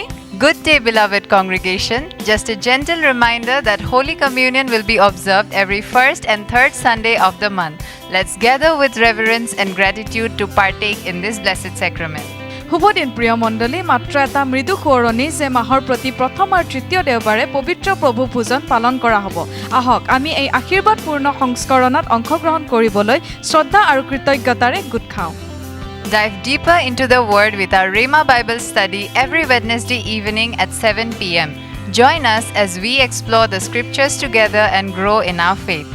প্ৰতি বুধবাৰে সন্ধিয়া 7 বজাত আমাৰ ৰেমা বাইবেল অধ্যয়নৰ সৈতে বাক্যৰ গভীৰতালৈ যাওঁ। আহক আমি একেলগে শাস্ত্ৰ অন্বেষণ কৰাৰ সময়ত আৰু আমাৰ বিশ্বাস বৃদ্ধি কৰাৰ সময়ত আমাৰ সৈতে যোগদান কৰক। Don't forget to join us for our uplifting Sunday service at 9 a.m. and English service at 12 p.m. in our church hall located in Bhuya Mansion. Let's come together to worship, learn and experience God's presence. Bhuyan মেনশ্যনত অৱস্থিত আমাৰ গীৰ্জা হলত ৰবিবাৰে পুৱা 9 বজাত আমাৰ অসমীয়া উত্থানশীল দেওবাৰৰ কাৰ্যসূচী আৰু 12 বজাত ইংৰাজী কাৰ্যসূচীৰ বাবে আমাৰ সৈতে যোগদান কৰিবলৈ নাপাহৰিব। আহক আমি একত্ৰিত হৈ ঈশ্বৰৰ উপস্থিতি উপাসনা শিক্ষা অনুভৱ কৰোঁ। আহক। Dear parents, remember to bring your little ones to Kingdom Warriors Kids Church every Sunday at 10 a.m. It's a wonderful opportunity for our children to grow in their understanding of God's love. সন্মানীয় অভিভাৱকসকল, মনত ৰাখিব আপোনাৰ সৰু ল'ৰা ছোৱালীক প্ৰতি দেওবাৰে পুৱা 10 বজাত কিংডম ৱাৰিয়াৰ্ছ কিডছ চাৰ্চলৈ লৈ আহিব। আমাৰ ল'ৰা ছোৱালীৰ বাবে ঈশ্বৰৰ প্ৰেমত বুজাবুজি বৃদ্ধি পোৱা এক সুন্দৰ সুযোগ। Don't forget to visit our church gift shop located on the second floor cafeteria. Explore a variety of items that can enrich your spiritual journey and support the ministry of our church. গীৰ্জাৰ কেফেটেৰিয়াত অৱস্থিত আমাৰ search gift দোকানখনলৈ যাবলৈ নাপাহৰিব। আপোনাৰ আধ্যাত্মিক যাত্ৰাক সমৃদ্ধ কৰিব পৰা আৰু আমাৰ গীৰ্জাৰ পৰিচাৰ্যক সমৰ্থন কৰিব পৰা বিভিন্ন বস্তুৰ অন্বেষণ কৰিব পাৰোঁ। Thank you for your attention and may God's blessings be upon each one of you as we continue to grow together in faith and love.